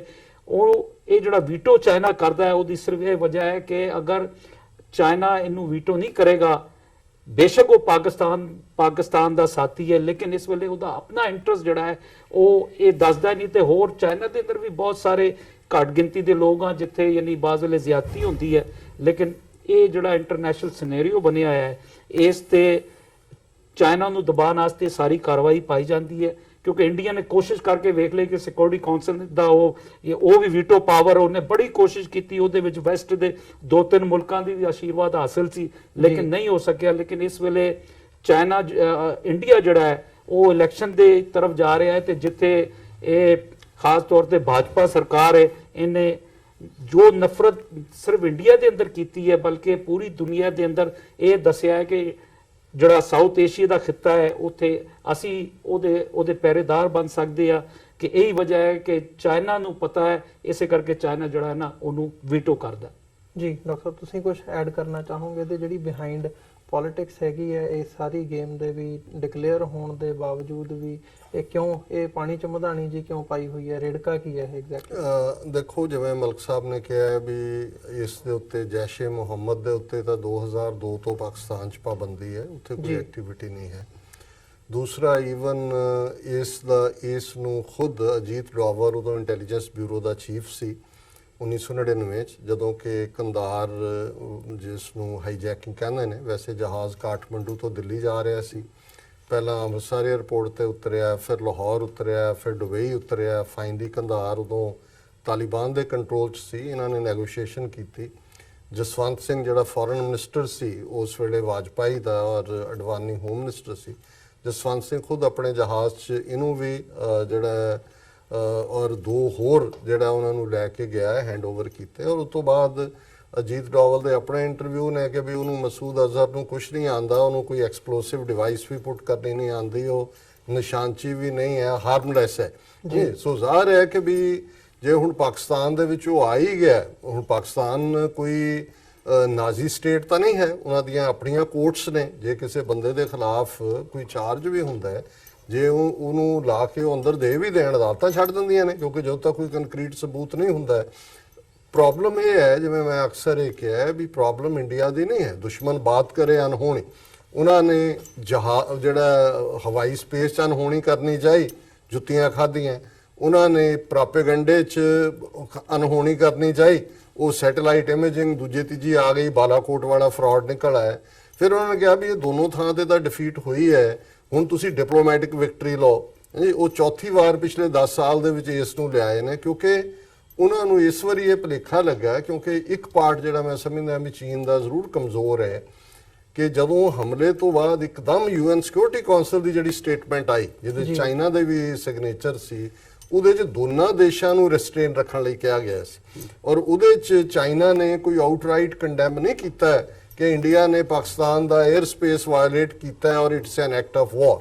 ਸੋ ਇੰਡੀਆ ਨੂੰ ਲੱਗਾ ਵੀ ਮੇਬੀ ਕਿਉਂਕਿ ਟ੍ਰੇਡ ਨੈਗੋਸ਼ੀਏਸ਼ਨ ਵੀ ਚੱਲ ਰਹੀ ਹੈ ਅਮਰੀਕਾ ਚਾਈਨਾ ਦੀ, ਜਿਹੜੀ ਲੰਬੀ ਹੋ ਰਹੀ ਹੈ, ਇੰਡੀਆ ਨੂੰ ਲੱਗਾ ਵੀ ਜਾਂ ਅਮਰੀਕਾ ਨੇ ਵੀ ਕਿਹਾ ਹੋਣਾ ਵੀ ਹੁਣੇ ਦਾੜ ਥੱਲੇ ਨੇ, ਕਿ ਵੀ ਇਸ ਵਾਰ ਜਿਹੜਾ ਹੈ ਉਹ ਕਰ ਦਿਓ। ਚਾਈਨਾ ਨੇ ਵੀ ਜਿਹੜਾ 10 ਦਿਨ ਦਾ ਟਾਈਮ ਹੁੰਦਾ ਹੈ, ਜਦੋਂ ਇੰਡੀਆ ਨੇ 27 ਤਰੀਕ ਨੂੰ ਫਾਇਰ ਕੀਤਾ, ਕਿਉਂਕਿ ਇੰਡੀਆ ਤਾਂ ਮੈਂਬਰ ਨਹੀਂ ਹੈ ਸਿਕਿਉਰਿਟੀ ਕੌਂਸਲ ਦਾ, ਉਹਨਾਂ ਨੇ ਇਸ ਵਾਰ ਚਾਰੋਂ ਹੀ ਦੇਸ਼, ਰੂਸ ਵੀ ਉਹਨਾਂ ਦੇ ਨਾਲ ਸੀ, ਜ਼ਾਹਰ ਹੈ ਫਰਾਂਸ, ਬਰਤਾਨੀਆ, ਅਮਰੀਕਾ ਅੱਗੇ ਅੱਗੇ ਸੀ, ਔਰ ਚਾਈਨਾ ਨੇ ਲਾਸਟ ਡੇ ਜਿੱਦਣ 3 ਵਜੇ ਉਹ ਡੈਡਲਾਈਨ ਮੁੱਕਣੀ ਸੀ ਉਸ ਤੋਂ ਅੱਧਾ ਘੰਟਾ ਪਹਿਲਾਂ ਟੈਕਨੀਕਲ ਰੀਜ਼ਨ ਕਰਕੇ 9 ਮਹੀਨੇ ਹੋਰ ਮਿਲ ਜਾਂਦੇ ਨੇ। ਸੋ ਮੈਂ ਇਹ ਸਮਝਦਾ ਕਿ ਵੀ ਇਹ ਜਿਹੜੀ ਹੈ ਉਹਨਾਂ ਦੀ ਡਿਪਲੋਮੈਟਿਕ ਡਿਫੀਟ ਵੀ ਹੋਈ ਹੈ ਇੰਡੀਆ ਦੀ ਬੜੀ ਬੁਰੀ ਤਰ੍ਹਾਂ। ਅਦਰਵਾਈਜ਼ ਇਹਨੂੰ ਉਹਨਾਂ ਨੇ ਲੈ ਕੇ ਫਿਰ 2019 ਦੀਆਂ ਚੋਣਾਂ ਦਾ ਸੌਦਾ ਵੇਚਣਾ ਸੀ ਕਿ ਦੇਖੋ ਜੀ जीत गए हमारे ਮੋਦੀ ਸਾਹਿਬ जीत गए। ਪਰ ਦੂਸਰਾ ਐਸਪੈਕਟ ਮੈਂ ਸਮਝਦਾ ਪਾਕਿਸਤਾਨ ਦੇ ਐਂਗਲ ਤੋਂ, ਪਾਕਿਸਤਾਨ ਦੇ ਜਿਹੜੇ ਇੱਥੇ ਡਿਪਲੋਮੈਟ ਬੈਠੇ ਨੇ, ਐਮਬੈਸਡਰ, ਕੌਂਸੂਲੇਟ, ਮੈਂ ਸਮਝਦਾ ਵੀ ਇਹ ਉਹਨਾਂ ਦੀ ਬਹੁਤ ਵੱਡੀ ਫੇਲਿਅਰ ਹੈ ਕਿ ਇਹਨਾਂ ਸਾਰੇ ਦਹਾਕਿਆਂ ਦੇ ਵਿੱਚ, ਇਹਦੇ ਬਾਵਜੂਦ ਉਹਨਾਂ ਦੇ ਕੋਈ ਛੋਟੇ ਸਟਾਫ ਨਹੀਂ ਨੇ, ਉਹਨਾਂ ਨੇ ਜਿਹੜਾ ਇੰਡੀਆ ਦੀ ਦਹਿਸ਼ਤਗਰਦੀ ਹੈ, ਕੁਲਭੂਸ਼ਣ ਯਾਦਵ ਪਾਕਿਸਤਾਨ ਦੇ ਕੋਲ ਹੈ, ਕਿੰਨੀ ਦੇਰ ਤੋਂ ਕਿਉਂ ਨਹੀਂ ਦੁਨੀਆ ਨੂੰ ਦੱਸਿਆ ਵੀ ਕਿੰਨੀ ਵੱਡੀ ਦਹਿਸ਼ਤਗਰਦੀ ਇੰਡੀਆ ਬਲੋਚਿਸਤਾਨ 'ਚ ਕਰਵਾ ਰਿਹਾ ਸੀ। ਸਮਝੌਤਾ ਐਕਸਪ੍ਰੈਸ 60 ਤੋਂ ਜ਼ਿਆਦਾ ਪਾਕਿਸਤਾਨ ਦੇ ਸਿਟੀਜ਼ਨ ਮਾਰੇ ਜਾਂਦੇ ਨੇ। ਸਰਵਿੰਗ ਕਰਨਲ ਪ੍ਰੋਤ ਇੰਡੀਅਨ ਮਿਲਟਰੀ ਇੰਟੈਲੀਜੈਂਸ ਦਾ ਉਸ ਦੇ ਵਿੱਚ ਇਨਵੋਲਵ ਹੈ, ਕਿਉਂ ਨਹੀਂ ਦੁਨੀਆ ਨੂੰ ਦੱਸਿਆ ਕਿ ਵੀ ਇਹ ਉਹੀ ਨੈਟਵਰਕ ਹੈ ਅਭਿਨਵ ਭਾਰਤੀ ਦਾ ਜਿਨ੍ਹਾਂ ਨੇ ਮੈਕਾ, ਹੈਦਰਾਬਾਦ, ਅਜਮੇਰ ਸ਼ਰੀਫ ਮਸੀਤਾਂ ਦੇ, ਮਾਲੇਗਾਉਂ ਮਸੀਤਾਂ ਦੇ ਉੱਤੇ ਹਮਲੇ ਕੀਤੇ ਨੇ। ਸੋ ਇੰਡੀਆ ਨੇ ਜਿਸ ਕਿਸਮ ਦੀ ਦਹਿਸ਼ਤਗਰਦੀ ਪਾਕਿਸਤਾਨ 'ਚ ਕੀਤੀ, ਉਹ ਕੋਈ ਸਰਬਜੀਤ ਸਿੰਘ ਹੋਏ, ਕੋਈ ਕਸ਼ਮੀਰ ਸਿੰਘ ਹੋਏ, ਇਹੀ ਕਰਵਾਉਂਦੇ ਨੇ ਜਾ ਕੇ ਉੱਥੇ। ਲੇਕਿਨ ਇਹ ਕਿਉਂ ਨਹੀਂ ਦੁਨੀਆ 'ਚ ਆਇਆ? ਔਰ ਇੱਕ ਇਨਸਿਗਨੀਫੀਕੈਂਟ ਬੰਦਾ ਹੈ, ਮੈਨੂੰ ਨਹੀਂ ਪਤਾ ਵੀ ਉਹਦਾ ਮਸੂਦ ਅਜ਼ਹਰ ਕਿੰਨਾ ਕੁ ਵੱਡਾ ਨਾਂ ਹੈ ਜਾਂ ਇਹਨਾਂ ਨੇ ਬਣਾਇਆ ਹੋਇਆ, ਮੈਨੂੰ ਬਹੁਤ ਵਾਰੀ ਇਹ ਲੱਗਦਾ ਇੱਕ ਹੋਏ ਵੀ ਜੇ ਤੁਹਾਡੇ ਕੋਲ ਸਬੂਤ ਕੋਈ, ਤੁਸੀਂ ਦੇਖ ਕੇ ਕਿਉਂ ਆਏ, ਉਹਨਾਂ ਨੂੰ ਹਵਾਲੇ ਕਿਉਂ ਕੀਤਾ? ਸਬੂਤ ਦਿਓ ਇੰਟਰਨੈਸ਼ਨਲ। ਜੇ ਹੁਣ ਤੁਸੀਂ ਕੁਲਭੂਸ਼ਣ ਯਾਦਵ ਦਾ ਲੈ ਕੇ ਗਏ ਹੋ ਕਿ ਜੀ ਇੰਟਰਨੈਸ਼ਨਲ ਕੋਰਟ ਆਫ ਜਸਟਿਸ, ਇਹਦਾ ਵੀ ਲੈ ਜਾਂਦੇ ਜੇ ਏਡਾ ਹੀ ਹੈ। ਇਹ ਮੈਂ ਸਮਝਦਾ ਵੀ ਪਾਕਿਸਤਾਨ ਨੂੰ ਕਾਰਨਰ ਕਰਨ ਲਈ ਡਿਪਲੋਮੈਟਿਕਲੀ, ਪਾਕਿਸਤਾਨ ਦੇ ਗਲ 'ਚ ਟੈਰਰਿਜ਼ਮ ਦਾ ਟੈਗ ਪਾਈ ਰੱਖਣ ਲਈ, ਔਰ ਅਮਰੀਕਾ ਔਰ ਦੂਜਾ ਇਸ ਲਈ ਬੈਕ ਕਰਦੇ ਨੇ ਕਿ ਉਹ ਇੰਡੀਆ ਦੇ ਮੋਢੇ ਤੇ ਰੱਖ ਕੇ ਉਹ ਚਾਈਨਾ ਨੂੰ, ਜਿਹਨੂੰ ਕਹਿੰਦੇ ਨੇ ਟੂ ਕੱਟ ਟੂ देयर ਸਾਈਜ਼, ਕਿ ਵੀ ਇਹ ਬਹੁਤੇ ਨਾ ਵਧਣ, ਇਹਨਾਂ ਨੂੰ ਜਰਾ ਟਿਕਾਣੇ ਸੇ ਰੱਖੋ। ਸੋ ਇਹ ਸਾਰੀ ਇਸ ਕਿਸਮ ਦੀ ਗੇਮ ਹੈ ਜੀ। ਮਲਿਕ ਸਾਹਿਬ, ਜਿਵੇਂ ਡਾਕਟਰ ਸਾਹਿਬ ਨੇ ਕਿਹਾ ਕਿ ਇਹ ਇੱਕ ਮੁੱਦਾ ਹੈਗਾ, ਬਟ ਇਹਦੇ ਬਿਹਾਈਂਡ ਜਿਹੜੀ ਹੈ ਕਹਾਣੀ, ਉਹ ਇੰਡੀਆ ਤੇ ਪਾਕਿਸਤਾਨ ਦੇ ਆਪਸੀ ਰਿਲੇਸ਼ਨਸ ਜਾਂ ਇੰਡੀਆ ਵੱਲੋਂ ਪਾਕਿਸਤਾਨ ਨੂੰ ਕਿਵੇਂ ਠਿੱਠ ਕਰਕੇ ਰੱਖਣਾ, ਤੇ ਫਿਰ ਵੱਡੇ ਲੈਵਲ ਤੇ ਵੱਡੇ ਪਰਸਪੈਕਟਿਵ ਦੇ ਵਿੱਚ ਅਮਰੀਕਾ ਤੇ ਚਾਈਨਾ ਦਾ ਜਿਹੜਾ ਆਪਸੀ ਟ੍ਰੇਡ ਵੀ ਹੈ ਤੇ ਅਦਰਵਾਈਜ਼ ਵੀ ਹੈ, ਇਹ ਸਾਰਾ ਪਾਰਟ ਹੈਗਾ। ਸੋ ਇਹਨੂੰ ਤੁਹਾਨੂੰ ਲੱਗਦਾ ਵੀ ਜਿਹੜੀ ਪਾਕਿਸਤਾਨ ਦੀ ਪਾਲਿਸੀ ਹੈਗੀ ਹੈ, ਜਿਵੇਂ ਡੀਲ ਕੀਤਾ ਜਾਂਦਾ, ਡਿਪਲੋਮੈਟਿਕਲੀ ਡੀਲ ਕੀਤਾ ਜਾਂਦਾ, ਭਾਵੇਂ ਉਹ ਕੁਲਭੂਸ਼ਣ ਯਾਦਵ ਦਾ ਮਾਮਲਾ ਹੋਵੇ ਜਾਂ ਇਹਦੇ ਤੇ ਇਸ ਇਸ਼ੂ ਦੇ ਉੱਤੇ, ਮਸੂਦ ਅਜ਼ਹਰ ਦੇ ਇਸ਼ੂ ਦੇ ਉੱਤੇ ਯੂਨਾਈਟਿਡ ਨੇਸ਼ਨਸ ਦੇ ਵਿੱਚ ਪਹੁੰਚ ਦਾ ਮਾਮਲਾ ਹੋਵੇ, ਵੀ ਪਾਕਿਸਤਾਨ ਨੂੰ ਮੋਰ ਅਗਰੈਸਿਵਲੀ ਜਿਹੜੀ ਡਿਪਲੋਮੇਸੀ ਹੈਗੀ ਹੈ ਉਹ ਕਰਨੀ ਚਾਹੀਦੀ ਹੈ, ਤੇ ਜਿਹੜੇ ਕੁਐਸਚਨਸ ਰੇਜ਼ ਕੀਤੇ ਜਾਂਦੇ ਨੇ ਉਹ ਭਾਵੇਂ ਇੰਡੀਆ ਵੱਲੋਂ ਹੋਣ ਜਾਂ ਅਮਰੀਕਾ ਵੱਲੋਂ ਹੋਣ ਜਾਂ ਅਦਰਵਾਈਜ਼ ਹੋਣ, ਕਿ ਪਾਕਿਸਤਾਨ ਨੂੰ ਟੈਰਰਿਜ਼ਮ ਦੇ ਨਾਲ ਜੋੜ ਕੇ ਜਿਵੇਂ ਪੇਸ਼ ਕੀਤਾ ਜਾਂਦਾ ਹੈ, ਉਹਦਾ ਜਵਾਬ ਮੋਰ ਅਗਰੈਸਿਵਲੀ ਦੇਣਾ ਚਾਹੀਦਾ। ਦੇਖੋ, ਪਾਕਿਸਤਾਨ ਦੀ ਜਿਹੜੀ ਡਿਪਲੋਮੇਸੀ ਹੈ, ਖਾਸ ਤੌਰ ਤੇ ਅਸੀਂ ਨਿਊਯਾਰਕ ਦੇ ਅੰਦਰ ਬੈਠੇ ਆ, ਜਿਹਨੂੰ financial capital of the world and diplomatic capital of the world ਕਹਿੰਦੇ ਆ, ਯੂਨਾਈਟਿਡ ਨੇਸ਼ਨ ਦਾ ਹੈੱਡਕੁਆਟਰ ਇੱਥੇ ਆ। ਪਾਕਿਸਤਾਨ ਦੇ, ਚੂੰਕਿ ਮੈਂ ਆਪ ਇੱਥੇ ਪੱਤਰਕਾਰ ਆ, ਕੋਈ 20-25 ਵਰ੍ਹਿਆਂ ਤੋਂ 2 ਦਹਾਕਾਂ ਤੋਂ ਜ਼ਿਆਦਾ ਮੇਰਾ ਕੌਂਸੂਲੇਟ ਦੇ ਅੰਦਰ ਪਾਕਿਸਤਾਨ ਮਿਸ਼ਨ ਜਾਂ ਐਮਬੈਸੀ ਦੇ ਅੰਦਰ ਜਾਣ ਪਛਾਣ ਹੈ, ਮੈਂ ਜਾਣਦਾ ਸਾਰਿਆਂ ਨੂੰ। ਡਾਕਟਰ ਮਲੀਆ ਲੋਧੀ ਨਾਲ ਕਈ ਵਾਰੀ ਮੁਲਾਕਾਤਾਂ ਹੁੰਦੀਆਂ, ਸਾਂਝੀ ਤਕਰੀਰਾਂ ਵੀ ਕੀਤੀਆਂ ਜਾਂਦੀਆਂ। ਪਾਕਿਸਤਾਨ ਦੀ ਜਿਹੜੀ ਇੱਥੇ ਰਿਪਰੈਜ਼ੈਂਟ ਹੈ ਡਾਕਟਰ ਮਲੀਆ ਲੋਧੀ UN ਦੇ ਅੰਦਰ, ਉਹ ਔਰ ਤਮਾਮ ਅਮਲਾ ਮੈਂ ਦੇਖਿਆ ਕਿ ਬੜੇ ਐਫੀਸ਼ੀਐਂਟ ਆ ਆਪਣਾ ਮੁੱਦਾ ਪੇਸ਼ ਕਰਨ ਵਾਸਤੇ ਯੂਨਾਈਟਿਡ ਨੇਸ਼ਨ ਦੇ ਅੰਦਰ। ਸਾਡੇ ਜਿਹੜੇ ਸਫੀਰ ਗੁਜ਼ਸ਼ਤਾ ਹੁਣ ਜਿਹੜੇ ਆਏ ਆ ਜਾਪਾਨ, ਪਹਿਲੇ ਜਾਪਾਨ ਦੇ ਅੰਦਰ ਸਫੀਰ ਸੀ ਅਸਦ ਮਜੀਦ ਸਾਹਿਬ, ਤੇ ਇਹ ਹੁਣ ਇੱਥੇ ਆਏ ਆ, ਤੇ ਇਹ ਸਾਡੇ ਡਿਪਲੋਮੈਟਸ ਨੋ ਡਾਊਟ ਕਿ ਉਹ ਪਾਕਿਸਤਾਨ ਦਾ ਮੁਕੱਦਮਾ ਇੰਟਰਨੈਸ਼ਨਲ ਵਰਲਡ ਦੇ ਅੰਦਰ ਬੜਾ ਠੀਕ ਠਾਕ ਪੇਸ਼ ਕਰਦੇ। ਲੇਕਿਨ ਬਦਕਿਸਮਤੀ ਨਾਲ, ਕਿਉਂਕਿ ਅਸੀਂ ਗੁਜ਼ਸ਼ਤਾ 40 ਸਾਲ ਤੋਂ ਅਸੀਂ ਇੰਗੇਜ ਰਹੇ, ਪਹਿਲੇ ਅਸੀਂ ਕਿਰਾਏ ਦੇ ਗੁਰੀਲੇ ਬਣੇ ਅਮਰੀਕਾ ਤੇ ਸੋਵੀਅਤ ਯੂਨੀਅਨ ਦੀ ਵਾਰ ਦੇ ਅੰਦਰ, 79 ਤੋਂ ਲੈ ਕੇ 89 ਤੱਕ ਅਸੀਂ ਉਹਦੇ ਅੰਦਰ ਇਕਨੋਮੀ ਆਪਣੀ ਤਬਾਹ ਕੀਤੀ। ਪਾਕਿਸਤਾਨ ਦਾ ਜਿਹੜਾ ਕਲਚਰ ਸੀ ਮੋਡਰੇਟ ਤੇ ਲਿਬਰਲ ਸੀ, ਲਿਬਰਲ ਤੇ ਇਨਲਾਈਟਡ। ਅੱਜ ਇਨਲਾਈਟਡ ਕਹਿੰਦੇ ਆ ਕਿ ਬੇਹਯਾਈ ਨਹੀਂ, ਮੋਡਰੇਟ ਸੀ। ਪਾਕਿਸਤਾਨ ਦੇ ਤਮਾਮ ਛੋਟੀ ਗਿਣਤੀ ਦੇ ਲੋਕਾਂ ਨੂੰ ਉਹਨਾਂ ਹੀ ਤਹਫੁਜ਼ ਸੀ, ਕਦੀ ਕੋਈ ਘਟਨਾ ਨਹੀਂ ਹੋਈ ਸੀ ਕਿ ਕਿਸੇ ਨੂੰ ਮਾਰਤਾ। ਪਾਕਿਸਤਾਨ ਨੂੰ ਇੰਗੇਜ ਕਰਾਇਆ ਗਿਆ। ਫਿਰ 9/11 ਦੇ ਬਾਅਦ ਅਸੀਂ ਤਾਲਿਬਾਨ ਨੂੰ ਮਾਰਨ ਚੱਲੇ, ਜਿਹੜੀ ਅਮਰੀਕਾ ਦੀ ਮਦਦ ਨਾਲ IS ਯਾਨੀ ਬਣਾਈ ਗਈ ਸੀ, ਜਿਹਨੇ ਸੋਵੀਅਤ ਯੂਨੀਅਨ ਨੂੰ ਡਿਫੀਟ ਕੀਤਾ, ਸਟਿੰਗਰ ਮਿਜ਼ਾਈਲ ਜਿਹੜੇ ਚਲਾਏ। ਤੇ ਪਾਕਿਸਤਾਨ ਗੁਜ਼ਸ਼ਤਾ 40 ਸਾਲ ਤੋਂ ਪਾਕਿਸਤਾਨ ਐਟ ਵਾਰ। ਤੇ ਪਾਕਿਸਤਾਨ ਜਦੋਂ ਤੁਸੀਂ ਵਾਰ ਹੁੰਦੀ ਹੈ, ਤੁਹਾਡੀ ਇਕਨੋਮੀ ਡੀਸਟੇਬਲਾਈਜ਼ ਹੁੰਦੀ ਹੈ, ਤੇ ਫਿਰ ਅੱਜ ਦੇ ਜ਼ਮਾਨੇ ਦੇ ਅੰਦਰ ਤੁਹਾਨੂੰ ਆਪਣੀ ਇਕਨੋਮੀ ਨੂੰ ਰਨ ਕਰਨ ਵਾਸਤੇ ਜਾਂ ਈਵਨ ਆਪਣੀ ਤਨਖਾਹ ਦੇਣ ਵਾਸਤੇ ਤੁਹਾਨੂੰ ਬੜਾ ਕੁਝ ਕਰਨਾ ਪੈਂਦਾ ਹੈ। ਫੋਰਨ ਇਨਵੈਸਟਮੈਂਟ ਨਹੀਂ ਆ ਰਹੀ ਸੀ, ਫੋਰਨ ਟ੍ਰੇਡ ਨਹੀਂ ਹੋ ਰਹੀ ਸੀ, ਪਾਕਿਸਤਾਨ ਦੀ ਐਕਸਪੋਰਟ ਜਿਹੜੀ ਆ ਬੰਦ ਕਰ ਦਿੱਤੀ ਗਈ ਸੀ ਵੈਸਟ ਦੇ ਅੰਦਰ, ਅਮਰੀਕਾ ਦੇ ਅੰਦਰ, ਤੇ ਪਾਕਿਸਤਾਨ ਨੂੰ ਬੇਸਿਕਲੀ ਫਸਾਇਆ ਗਿਆ ਸੀ। ਹੁਣ ਪਾਕਿਸਤਾਨ ਦੀ ਜਿਹੜੀ ਨਵੀਂ ਕਿਆਦਤ ਆਈ ਹੈ, ਇਮਰਾਨ ਖਾਨ ਦੀ ਹਕੂਮਤ, ਇਹ ਬੋਲਡ ਫੈਸਲੇ ਲੈ ਰਹੀ ਹੈ। ਬੋਲਡ, ਕਿਉਂਕਿ ਮੈਂ ਹਮੇਸ਼ਾ ਕਿਹਾ ਜਿਹੜਾ ਬੰਦਾ ਦਲੇਰ ਹੁੰਦਾ ਹੈ ਉਹ ਬੋਲਡ ਫੈਸਲੇ ਲੈਂਦਾ ਹੈ। ਇਮਰਾਨ ਨੇ ਬੋਲਡ ਫੈਸਲੇ ਲਿੱਤੇ, ਜਿਸ ਤਰ੍ਹਾਂ ਭਾਰਤ ਨੂੰ ਅਗਲੇ ਦਿਨ ਜਵਾਬ ਦਿੱਤਾ ਤੇ ਕਿਹਾ ਸੀ ਕਿ ਅਸੀਂ ਸਰਪ੍ਰਾਈਜ਼ ਚੰਗਾ ਦੇਵਾਂਗੇ, ਦਿੱਤਾ। ਹੁਣ ਦੁਨੀਆ ਨੂੰ ਇਹ ਪਤਾ ਲੱਗ ਰਿਹਾ ਹੈ ਕਿ ਪਾਕਿਸਤਾਨ ਉਹ ਜਿਹੜਾ ਅੱਜ ਤੋਂ 80s ਵਾਲਾ ਪਾਕਿਸਤਾਨ ਨਹੀਂ ਹੈ। ਇਹ ਬੇਸਿਕਲੀ ਪਾਕਿਸਤਾਨ ਨੂੰ ਅੰਗੇਜ ਇਸ ਕਰਕੇ ਕੀਤਾ ਜਾਂਦਾ ਹੈ ਕਿ ਪਾਕਿਸਤਾਨ 57 ਮੁਲਕਾਂ ਦੇ ਅੰਦਰ ਇਸਲਾਮਿਕ ਕੰਟਰੀਜ਼ ਜਿਹੜੀ ਉਹਦੇ ਅੰਦਰ ਵਾਹਿਦ ਨਿਊਕਲੀਅਰ ਪਾਵਰ ਹੈ, ਲੇਕਿਨ ਪਾਕਿਸਤਾਨ ਨੂੰ ਇਕਨੋਮਿਕ ਤੌਰ ਤੇ ਇਸ ਕਰਕੇ ਡੀਸਟੇਬਲਾਈਜ਼ ਜਾਣਬੁੱਝ ਕੇ ਕੀਤਾ ਜਾਂਦਾ ਹੈ, ਜਾਣਬੁੱਝ ਕੇ ਮੁੱਦੇ ਉਠਾਏ ਜਾਂਦੇ ਆ ਕਿ ਪਾਕਿਸਤਾਨ ਨੂੰ ਕਿਸੇ ਤਰ੍ਹਾਂ, ਅਗਰ ਪਾਕਿਸਤਾਨ ਦੀ GDP ਗਰੋਥ ਕਰ ਗਈ ਔਰ ਪਾਕਿਸਤਾਨ ਦੇ ਅੰਦਰ ਜਿਸ ਤਰ੍ਹਾਂ ਹੁਣ ਇਹ ਹਲਚਲ ਮਚੀ ਆ, ਚਾਈਨਾ ਦੇ ਬਾਅਦ ਸਾਊਦੀ ਅਰਬ, ਹੁਣ ਰਸ਼ੀਆ ਵੀ ਉੱਥੇ ਇਨਵੈਸਟਮੈਂਟ ਕਹਿੰਦਾ ਕਿ ਅਸੀਂ ਕਰਨੀ ਹੈ। ਇਹਨਾਂ ਨੂੰ ਨਜ਼ਰ ਆ ਰਿਹਾ ਹੈ ਕਿ ਇਹ ਜਿਹੜਾ ਰਸਤਾ ਹੈ ਸਿਲਕ ਰੂਟ ਵਾਲਾ, ਇਹ ਜਿਹੜਾ ਹੈ ਜ਼ਿਆਦਾ ਆਸਾਨ ਹੈ। ਪਾਕਿਸਤਾਨ ਦੀ ਨਵੀਂ ਪੀੜ੍ਹੀ ਆ, ਉਹ ਮੈਂ ਕਿਹਾ ਕਿ ਸਾਡੀ ਪੀੜ੍ਹੀਆਂ ਤੋਂ ਇਹ ਜਿਹੜੀ ਨਵੀਂ ਪੀੜ੍ਹੀ ਹੈ ਜ਼ਿਆਦਾ ਐਜੂਕੇਟਿਡ ਹੈ। ਤੇ ਬੇਸਿਕਲੀ ਇਹ ਪਾਕਿਸਤਾਨ ਨੂੰ ਇਸ ਕਰਕੇ ਫਸਾਇਆ ਜਾਂਦਾ ਹੈ ਕਿ ਪਾਕਿਸਤਾਨ ਜਿਸ ਦਿਨ ਸਟੇਬਲ ਹੋ ਗਿਆ ਇਕਨੋਮੀ ਵਾਈਜ਼, ਤੇ ਪਾਕਿਸਤਾਨ ਇਸਲਾਮਿਕ ਜਿੰਨੇ ਵੀ ਇਸਲਾਮੀ ਮੁਲਕ ਹੈ ਉਹਨਾਂ ਦਾ ਤੇ ਉਸਰਾ ਹੀ ਉਹ ਨੁਮਾਇੰਦਾ ਹੈ। ਲੇਕਿਨ ਉਹਨੂੰ ਅਗਰ ਪਾਕਿਸਤਾਨ ਥੋੜਾ ਜਿਹਾ ਖੁਸ਼ਹਾਲ ਹੋ ਗਿਆ ਇਕਤਸਾਦੀ ਤੌਰ ਤੇ, ਉਹ ਮੈਂ ਸਮਝਦਾ ਕਿ ਏਸ਼ੀਆ ਦੇ ਅੰਦਰ ਚਾਈਨਾ ਤੇ ਰਸ਼ੀਆ ਦੇ ਬਾਅਦ ਭਾਰਤ ਤੇ ਪਾਕਿਸਤਾਨ ਇਹ ਵੱਡੇ ਖਿਡਾਰੀ ਹੋਣਗੇ। ਤੇ ਵੈਸਟ ਨਹੀਂ ਚਾਹੁੰਦਾ ਕਿ ਇਹ ਬਹੁਤ ਸਾਰੀ ਚੀਜ਼ਾਂ ਜਿਹੜੀਆਂ ਡਿਪਲੋਮੇਸੀ ਹੁੰਦੀ ਹੈ, ਮੈਂ ਹਮੇਸ਼ਾ ਕਿਹਾ ਕਿ ਇਹ ਜਿਹੜੀ ਡੈਟਰੈਂਸ ਤੇ ਡੀਤਾਂਸ ਸਿਰਫ ਜੰਗਾਂ ਦੇ ਅੰਦਰ ਇਸਤੇਮਾਲ ਨਹੀਂ ਹੁੰਦੀ, ਬਲਕਿ ਇਹ ਜਿਹੜੀ ਸ਼ਟਲ ਡਿਪਲੋਮੇਸੀ ਹੁੰਦੀ ਹੈ ਉਹਦੇ ਅੰਦਰ ਛੋਟੇ ਜਿਹੜੇ ਮੁਲਕ ਹੁੰਦੇ ਆ ਉਹਨਾਂ ਨੂੰ ਦਬਾਉਣ ਵਾਸਤੇ ਸ਼ੁਰੂ ਕੀਤਾ ਜਾਂਦਾ ਹੈ, ਤੇ ਪਾਕਿਸਤਾਨ ਉਹਦਾ ਵਿਕਟਮ ਹੈ। ਮਲਕ ਸਾਹਿਬ, ਮੈਂ ਥੋੜਾ ਜਿਹਾ ਡਿਸਐਗਰੀ ਕਰਦਾ। ਤੁਸੀਂ ਐਜ਼ ਅ ਪੈਟਰੀਓਟਿਕ ਪਾਕਿਸਤਾਨੀ ਆਪਣੇ ਡਿਪਲੋਮੈਟਸ ਨੂੰ ਜਿਹੜਾ ਹੈ ਉਹ ਪ੍ਰੋਟੈਕਟ ਕੀਤਾ ਹੈ, ਬਣਦਾ ਵੀ ਹੈ।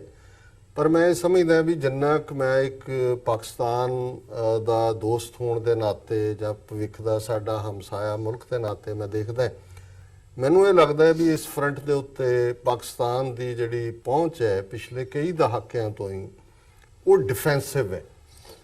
ਇਸ ਦੇ ਉਲਟ ਜੇ ਤੁਸੀਂ ਇੰਡੀਅਨ ਡਿਪਲੋਮੈਟਸ ਜਾਂ ਉਹਨਾਂ ਦਾ ਅਮਲਾ ਫੈਲਾ ਸਾਰਾ ਦੇਖੋ, ਜਿਹੜਾ ਕਮਿਊਨਿਟੀਜ਼ ਦੇ ਵਿੱਚ ਵੀ ਔਰ ਦੂਜੇ ਪਾਸੇ ਵੀ ਵਿਚਰਦਾ ਹੈ, ਉਹ ਮੁਲਕ ਜਿਹਨੇ ਹੈਦਰਾਬਾਦ, ਜੂਨਾਗੜ੍ਹ, ਹੜੱਪੇ ਹੋਣ ਅਗੇਂਸਟ ਜਿਹੜਾ ਫਰੀडम ਦੇ ਨਾਂ ਥੱਲੇ ਜਿਹੜਾ ਵੀ ਇੰਸਟਰੂਮੈਂਟ ਆਫ ਐਕਸੈਸ਼ਨ ਸੀ ਉਹਦੇ ਥੱਲੇ, ਜਿਹਨੇ 17 ਰੈਜ਼ੋਲੂਸ਼ਨ UN ਦੇ ਕਸ਼ਮੀਰ ਦੇ ਉੱਤੇ ਹੋਣ ਦੇ ਬਾਵਜੂਦ ਜਿਸ ਕੇਸ ਨੂੰ ਖੁਦ ਲੈ ਕੇ ਆਏ, ਜਿਹੜਾ ਇਸ ਨੂੰ ਫੁੱਲਫਿਲ ਨਾ ਕੀਤਾ ਹੋਏ, ਜਿਨ੍ਹਾਂ ਨੇ ਅੱਧਾ ਮੁਲਕ ਤੋੜ ਦਿੱਤਾ ਹੋਇਆ 1971 ਚ ਫੌਜ ਦੀ ਵਰਤੋਂ ਕਰਕੇ ਔਰ ਮੁਕਤੀ ਵਾਹਿਨੀ ਦੀ ਦਹਿਸ਼ਤਗਰਦੀ ਥੱਲੇ, ਜਿਨ੍ਹਾਂ ਨੇ ਲਿਟੇ ਵਰਗੀ ਦਹਿਸ਼ਤਗਰਦ ਆਰਗੇਨਾਈਜੇਸ਼ਨ ਅੱਜ ਇਸਲਾਮਿਸਟ ਔਰ ਟੈਰਰਿਜ਼ਮ ਨੂੰ ਖੁਦਕਸ਼ ਬੰਬਰ ਕਹਿੰਦੇ ਨੇ। ਸਭ ਤੋਂ ਪਹਿਲਾਂ ਲਿਟੇ ਜਿਹੜੀ ਖੜੀ ਰਾਹ ਨੇ ਕੀਤੀ, ਉਹਨਾਂ ਦੇ ਜਿਹੜੇ ਹਿੰਦੂ ਬਿਲੀਵਰ ਸੀ ਉਹਨਾਂ ਨੇ ਸੁਸਾਈਡ ਬੰਬਿੰਗ ਸ਼ੁਰੂ ਕੀਤੀ, ਜਿਨ੍ਹਾਂ ਨੇ ਲਗਾਤਾਰਤਾ ਨਾਲ, ਤੁਸੀਂ ਇੰਡੀਆ ਤੋਂ ਵੱਡੀ ਕਿਹੜੀ ਹੋਰ ਟੈਰਰਿਸਟ ਕੰਟਰੀ ਹੋ ਸਕਦੀ ਹੈ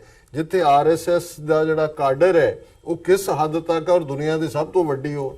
ਪਰ ਮੈਂ ਕਿਤੇ ਵੀ ਪਾਕਿਸਤਾਨ ਦੇ ਲੈਵਲ ਆਪਣੀ ਕਮਿਊਨਿਟੀ ਚ ਆਉਂਦੇ ਨੇ, ਮੈਨੂੰ ਵੀ ਮੌਕਾ ਮਿਲਦਾ ਜਾਣ ਦਾ, ਮੈਂ ਦੇਖਦਾ ਵੀ ਜਿਹੜੀ ਜ਼ੀਲ ਪੈਟਰੀਓਟਿਕ ਇੱਕ ਹੁੰਦਾ ਤੁਸੀਂ ਬਾਬੂ ਦੇ ਨਾਤੇ ਕੰਮ ਕਰਦੇ ਹੋ, UN ਦੇ ਵਿੱਚ ਹੋਇਆ ਜਾਂ ਉਹਨਾਂ ਦੇ ਦੂਜੇ ਐਮਬੈਸੀ ਲੈਵਲ ਤੇ ਜਾਂ ਕੌਂਸੂਲੇਟ, ਬਟ ਇਹ ਸਾਰਾ ਇੰਡੀਆ ਇਸ ਲਈ ਸਿਰ ਹੋਇਆ ਇੰਨੇ ਸਾਲਾਂ। ਇਹ ਠੀਕ ਹੈ ਪਾਕਿਸਤਾਨ ਦੀਆਂ ਆਪਣੀਆਂ ਪ੍ਰੋਬਲਮ, 1979 ਦੇ ਵਿੱਚ ਉਧਰ ਜਿਹੜਾ ਹੈ ਉਹ ਖਮੀਨੀ ਈਰਾਨ ਚ ਆ ਜਾਂਦੇ ਨੇ, ਉਧਰ ਸੋਵੀਅਤ ਯੂਨੀਅਨ ਅਫਗਾਨਿਸਤਾਨ ਕੈਪਚਰ ਕਰਦਾ ਹੈ 9/11 ਤੋਂ ਬਾਅਦ ਆਪਣਾ। ਪਰ ਮੈਂ ਇਹ ਸਮਝਦਾ ਵੀ ਹੁਣ ਕਿਉਂਕਿ ਨਵਾਂ ਐਡਮਿਨਿਸਟ੍ਰੇਸ਼ਨ 6 ਮਹੀਨੇ ਜੋ ਤਬਦੀਲੀ ਨਜ਼ਰ ਆ ਰਹੀ ਹੈ, ਜਿੱਥੇ ਕਿ ਪਿੱਛੋਂ ਵੀ ਪੋਲੀਟੀਸ਼ੀਅਨ ਜਦੋਂ ਇਮਰਾਨ ਖਾਨ ਜਿਹੜੇ ਹੈ ਉਹ ਬੋਲਡ ਲਾਈਨ ਲੈ ਰਹੇ ਨੇ, ਬਾਹਰਲਿਆਂ ਨੂੰ ਵੀ ਲੈਣੀ ਪੈਂਦੀ ਹੈ। ਪਰ ਮੈਨੂੰ ਇਹ ਲੱਗਦਾ ਹੈ ਕਿ ਬਹੁਤ ਵੱਡੀ ਫੇਲਿਅਰ ਹੈ ਇੰਟਰਨੈਸ਼ਨਲ ਫਰੰਟ ਦੇ ਉੱਤੇ ਕਿ ਪਾਕਿਸਤਾਨ ਵਿਕਟਮ ਹੁੰਦਾ ਹੋਇਆ ਵੀ ਜਿਹੜਾ ਹੈ ਉਹ ਉਹਨੂੰ ਐਗਰੈਸਰ ਬਣਾਇਆ ਹੋਇਆ, ਤੇ ਭਾਰਤ ਜਿਹੜਾ ਹੈ ਉਹ ਗਾਂਧੀ ਦੀ ਸਕਰਟ ਦੇ ਪਿੱਛੇ ਲੁਕਿਆ ਹੈ ਔਰ ਪੀਸ ਔਰ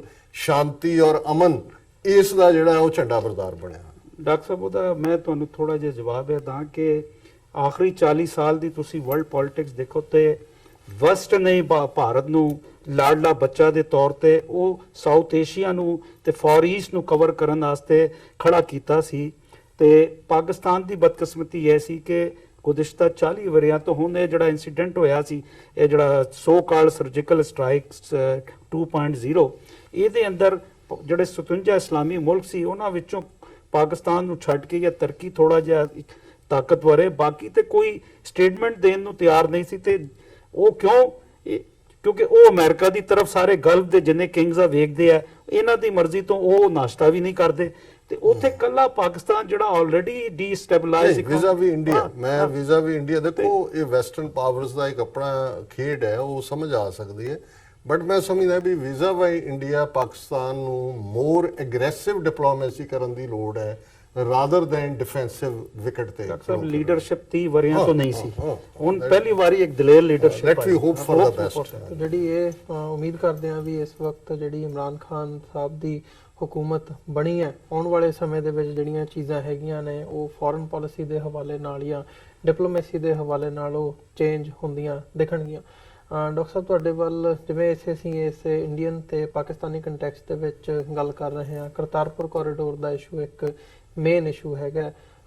ਲੰਗੀ ਕੱਲ ਉਹਨਾਂ ਦੀ ਭਾਰਤ ਤੇ ਪਾਕਿਸਤਾਨ ਦਾ ਡੈਲੀਗੇਸ਼ਨ ਵੀ ਮਿਲਿਆ ਅਟਾਰੀ ਦੇ ਮੁਕਾਮ ਤੇ, ਪਹਿਲਾਂ ਦਿੱਲੀ ਮਿਲਣਾ ਸੀ ਪਰ ਉਹਨਾਂ ਵੱਲੋਂ ਇੰਡੀਅਨ ਸਾਈਡ ਵੱਲੋਂ ਜਿਹੜੀ ਲੋਕੇਸ਼ਨ ਹੈਗੀ ਆ ਉਹ ਸ਼ਿਫਟ ਅਟਾਰੀ ਕੀਤੀ ਗਈ। ਸੋ ਇਸ ਮੀਟਿੰਗ ਦੇ ਹਵਾਲੇ ਨਾਲ ਤੁਸੀਂ ਕੀ ਕਹਿਣਾ ਚਾਹੋਗੇ? ਜਿੱਦਾਂ ਦਾ ਜੁਆਇੰਟ ਸਟੇਟਮੈਂਟ ਵੀ ਆਈ ਹੈ, ਅਗਲੀ ਮੀਟਿੰਗ ਵਾਗੇ ਦੇ ਮੁਕਾਮ ਦੇ ਉੱਤੇ ਮੁਕਰਰ ਕੀਤੀ ਗਈ ਹੈ ਕਿ ਹੋਵੇਗੀ। ਕੀ ਲੱਗਦਾ ਕਿ ਜਿੱਥੇ ਇਹ ਟੈਨਸ਼ਨ ਦਾ ਮਾਹੌਲ ਹੈ, ਆਪਸੀ ਡਿਪਲੋਮੇਸੀ, ਖਾਨਾ ਜੰਗੀ, ਅੰਦਰ ਖਾਤੇ ਕਿਵੇਂ ਦੇ ਮੂਵਸ ਚੱਲ ਰਹੇ ਨੇ, ਕਿਵੇਂ ਦੇ ਕਲੇਮਸ ਕੀਤੇ ਗਏ ਨੇ ਕਿ ਕਰਤਾਰਪੁਰ ਕੋਰੀਡੋਰ ਦਾ ਇਸ਼ੂ ਇਸ ਵਕਤ ਕਿੱਥੇ ਇੱਕ ਸਟੈਂਡ ਕਰਦਾ ਹੈ? ਦੇਖੋ ਮੈਂ ਸਮਝਦਾ ਵੀ ਪਹਿਲਾਂ ਤਾਂ ਮੈਂ ਪਾਕਿਸਤਾਨ ਦੇ ਪਾਰਟ ਤੋਂ ਇਹ ਕਹਾਂਗਾ ਵੀ ਇਹ ਰਿਮਾਰਕੇਬਲ ਹੈ ਉਹਨਾਂ ਦੀ ਪਹੁੰਚ, ਕਿ ਇਹਦੇ ਬਾਵਜੂਦ ਕਿ ਉੱਥੇ ਭਾਵੇਂ ਥੋੜੀ ਜਿਹੀ ਸਿਚੁਏਸ਼ਨ ਡੀਐਸਕੇਲੇਟ ਹੋਈ ਹੈ ਪਰ ਪਾਕਿਸਤਾਨ ਦੇ F-16 ਹਵਾ ਦੇ ਵਿੱਚ ਨੇ, ਅਜੇ ਵੀ ਜਿਹੜੀ ਹੈ ਉਹ ਅਲਰਟ ਵਾਲੀ ਲਾਈਨ ਹੈ।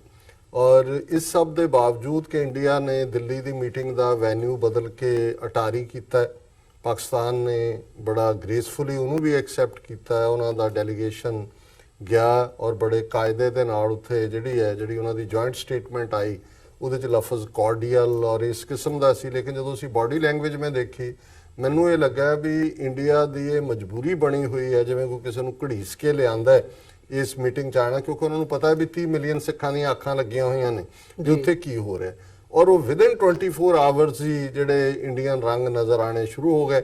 ਕੱਲ ਜਿਹੜਾ ਉਹਨਾਂ ਦੀ ਹੋਮ ਮਿਨਿਸਟਰੀ ਦਾ ਜੁਆਇੰਟ ਸੈਕਟਰੀ ਉਹਦਾ ਵੀ ਇੱਕ ਇੰਟਰਵਿਊ ਆਇਆ ਔਰ ਉਹਨਾਂ ਦੀ ਫੋਰਨ ਮਿਨਿਸਟਰੀ ਦੇ ਜੁਆਇੰਟ ਸੈਕਟਰੀ ਦਾ ਵੀ ਆਇਆ। ਉਹਨਾਂ ਨੇ ਕਿਹਾ ਜੀ ਅਸੀਂ ਬਿਲਕੁਲ ਉਹਨਾਂ ਨੂੰ ਵਾਜ਼ਿਆ ਕਰ ਦਿੱਤਾ ਹੈ ਕਿ ਇਹ ਕੋਈ ਬਾਈਲੇਟਰਲ ਟਾਕ ਨਹੀਂ ਹੈ, ਦਿਸ ਇਜ਼ ਨਾਟ ਨੈਗੋਸ਼ੀਏਸ਼ਨ, ਔਰ ਵੀ ਡਿਡਨਟ ਹੈਵ ਇਵਨ ਹੈਂਡਸ਼ੇਕਸ, ਕਿ ਅਸੀਂ ਹੱਥ ਵੀ ਨਹੀਂ ਮਿਲਾਏ।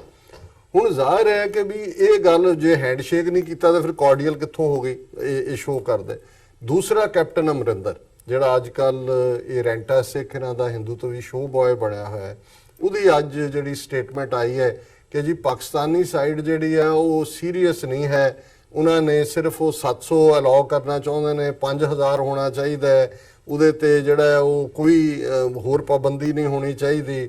ਪਾਕਿਸਤਾਨ ਇਹਦੇ ਔਰ 2 ਦਿਨ ਪਹਿਲਾਂ ਈਵਨ ਇਸ ਮੀਟਿੰਗ ਤੋਂ ਹਿੰਦੁਸਤਾਨ ਟਾਈਮਜ਼ ਨੂੰ ਇੱਕ ਇੰਟਰਵਿਊ ਦਿੰਦੇ ਆ ਅਮਰਿੰਦਰ ਨੇ ਕਿਹਾ ਜੀ ਇਹ ਜਨਰਲ ਬਾਜਵਾ ਦੀ ਖੇਡ ਹੈ, ISI ਦੀ ਸਾਰੀ ਖੇਡ ਹੈ, ਔਰ ਉਹ 2020 ਨਾਲ ਜੋੜ ਕੇ ਉਹਨੇ ਕਿਹਾ ਜੀ ਇਹ ਅਲਟੀਮੇਟਲੀ ਕਰਤਾਰਪੁਰ ਕੋਰੀਡੋਰ ਦੀ ਆੜ ਥੱਲੇ ਜਦੋਂ ਸਿੱਖਾਂ ਦੇ ਵਿੱਚ ਡਿਸਅਪਾਇੰਟਮੈਂਟ ਹੋਏਗੀ ਤਾਂ ਇਹਦਾ ਫਾਇਦਾ ਉਧਰ ਚੱਕਣਾ ਚਾਹੁੰਦੇ ਨੇ ਜੀ। ਹੁਣ ਜ਼ਾਹਿਰ ਹੈ ਵੀ ਇਹ ਇੰਡੀਆ ਦੀ ਗੇਮ ਹੈ। ਹੁਣ ਇੰਡੀਆ ਇਹ ਰਾਹ ਲੱਭ ਰਿਹਾ ਹੈ ਕਿ ਉਹ ਕਿਉਂ ਜਿਹੀਆਂ ਕੰਡੀਸ਼ਨਸ ਰੱਖਦੇ ਜਿਹੜੀਆਂ ਪਾਕਿਸਤਾਨ ਇੱਕ ਸਟੇਜ ਤੇ ਆ ਕੇ ਕਹੇ ਇਨਫ ਇਜ਼ ਇਨਫ, ਕਿ ਭਾਈ ਅਸੀਂ ਤਾਂ ਗੁੱਡਵਿਲ ਜੈਸਚਰ ਦਿੱਤਾ ਹੈ, ਸਾਡੀ ਫਾਈਨਲ ਸਿਕਿਉਰਿਟੀ ਪੋਸਟ ਹੈ ਜਿੱਥੋਂ ਬਿਲਕੁਲ ਹੁਣ ਤੱਕ ਉੱਥੇ ਜਿਹੜੀ ਉਹਨਾਂ ਦੀ ਫੌਜ ਤਾਇਨਾਤ ਸੀ ਬਾਰਡਰ ਤੋਂ 3 ਮੀਲ ਦੂਰ ਹੈ, ਕਿ ਭਾਈ ਆ ਜਾਓ।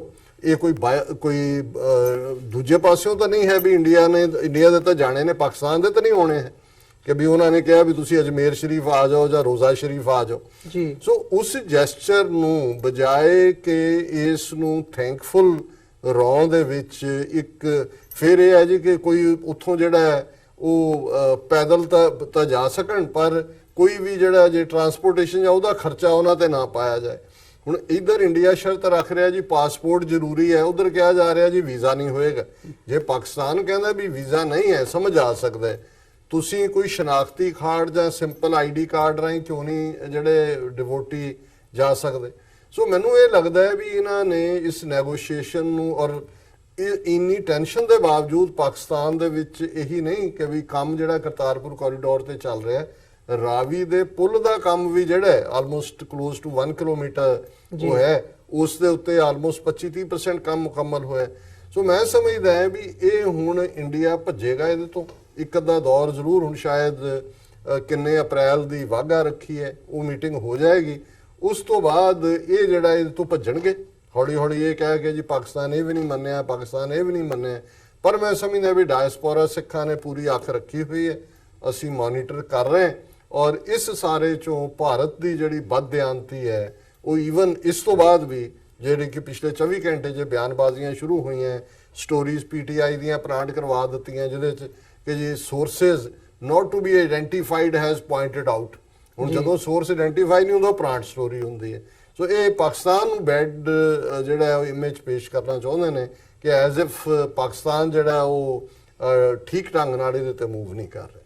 ਜੀ ਮਲਿਕ ਸਾਹਿਬ, ਮੈਂ ਪਾਕਿਸਤਾਨ ਦੇ ਹਵਾਲੇ ਨਾਲ ਇੱਕ ਸਵਾਲ ਪੁੱਛਣਾ ਚਾਹੂੰਗਾ। ਇਸ ਸਾਰੇ ਇਸ਼ੂ ਦੇ ਵਿੱਚ ਇੰਡੀਅਨ ਮੀਡੀਆ ਵੱਲੋਂ ਵੀ ਤੇ ਆਫੀਸ਼ੀਅਲ ਸੋਰਸਸ ਵੱਲੋਂ ਵੀ ਇਹ ਗੱਲ ਕਹੀ ਗਈ ਹੈ ਕਿ ਅਸੀਂ ਪਾਕਿਸਤਾਨ ਨੂੰ ਕਿਹਾ ਵੀ ਜੀ ਜਦੋਂ ਇੰਡੀਆ ਦੇ ਜਿਹੜੇ ਸਿੱਖ ਹੈਗੇ ਆ ਉਹ ਉੱਥੇ ਜਾਂਦੇ ਆ ਤੇ ਉਹਨਾਂ ਨੂੰ ਖਾਲਿਸਤਾਨੀ ਪ੍ਰੋਪੇਗੈਂਡੇ ਤੋਂ ਦੂਰ ਰੱਖਿਆ ਜਾਵੇ, ਭਾਵੇਂ ਉਹ 2020 ਰੈਫਰੈਂਡਮ ਦੀ ਗੱਲ ਹੋਵੇ, ਅਦਰਵਾਈਜ਼ ਜਿਹੜੀ ਗੱਲ ਪਾਕਿਸਤਾਨੀ ਸਿੱਖ ਵੀ ਜਿਹੜੇ ਹੈਗੇ ਆ ਉਹ ਕਰਦੇ ਆ ਤੇ ਉਹਦੇ ਤੋਂ ਉਹਨਾਂ ਨੂੰ ਦੂਰ ਰੱਖਿਆ ਜਾਵੇ। ਹਾਲਾਂਕਿ ਹਜੇ ਤੱਕ ਕੋਈ ਇਹਦੇ ਤੇ ਪਾਕਿਸਤਾਨ ਦਾ ਕੋਈ ਆਫੀਸ਼ੀਅਲ ਜਿਹੜਾ ਹੈਗਾ ਰਿਸਪੌਂਸ ਨਹੀਂ ਆਇਆ, ਪਰ ਤੁਸੀਂ ਕੀ ਸਮਝਦੇ ਹੋ ਕਿ ਜਿਹੜਾ ਇਹ ਕਲੇਮ ਹੈਗਾ ਜਾਂ ਇਹ ਕਹਿਣਾ ਕਿੰਨਾ ਕੁ ਜਾਇਜ਼ ਹੈ ਤੇ ਪਾਕਿਸਤਾਨ ਦਾ ਉਹਦੇ ਤੇ ਕੀ ਰਿਸਪੌਂਸ ਹੋਣਾ ਚਾਹੀਦਾ? ਦੇਖੋ, ਇਹ ਵੀ ਮੀਡੀਆ ਸਰਜੀਕਲ ਸਟ੍ਰਾਈਕ ਹੈ, ਉੱਥੇ ਜਿਹੜੇ ਉਹਨਾਂ ਨੇ ਬਿਠਾਏ ਹੋਏ ਕੈਮਰਿਆਂ ਦੇ ਸਾਹਮਣੇ, ਤੇ ਮੈਂ ਸਮਝਦਾ ਉਸ ਤੋਂ ਤੇ ਮੈਂ ਅੱਜ ਕੱਲ੍ਹ ਹਰਸ਼ਮੀਤ ਕੌਰ ਤੇ ਇਹ ਕੈਪਟਨ ਅਮਰਿੰਦਰ ਸਿੰਘ, ਇਹਨਾਂ ਵਿੱਚੋਂ ਦੋਵਾਂ ਵਿੱਚੋਂ ਇਹ ਸਮਝ ਨਹੀਂ ਆ ਰਿਹਾ ਕਿ ਇਹ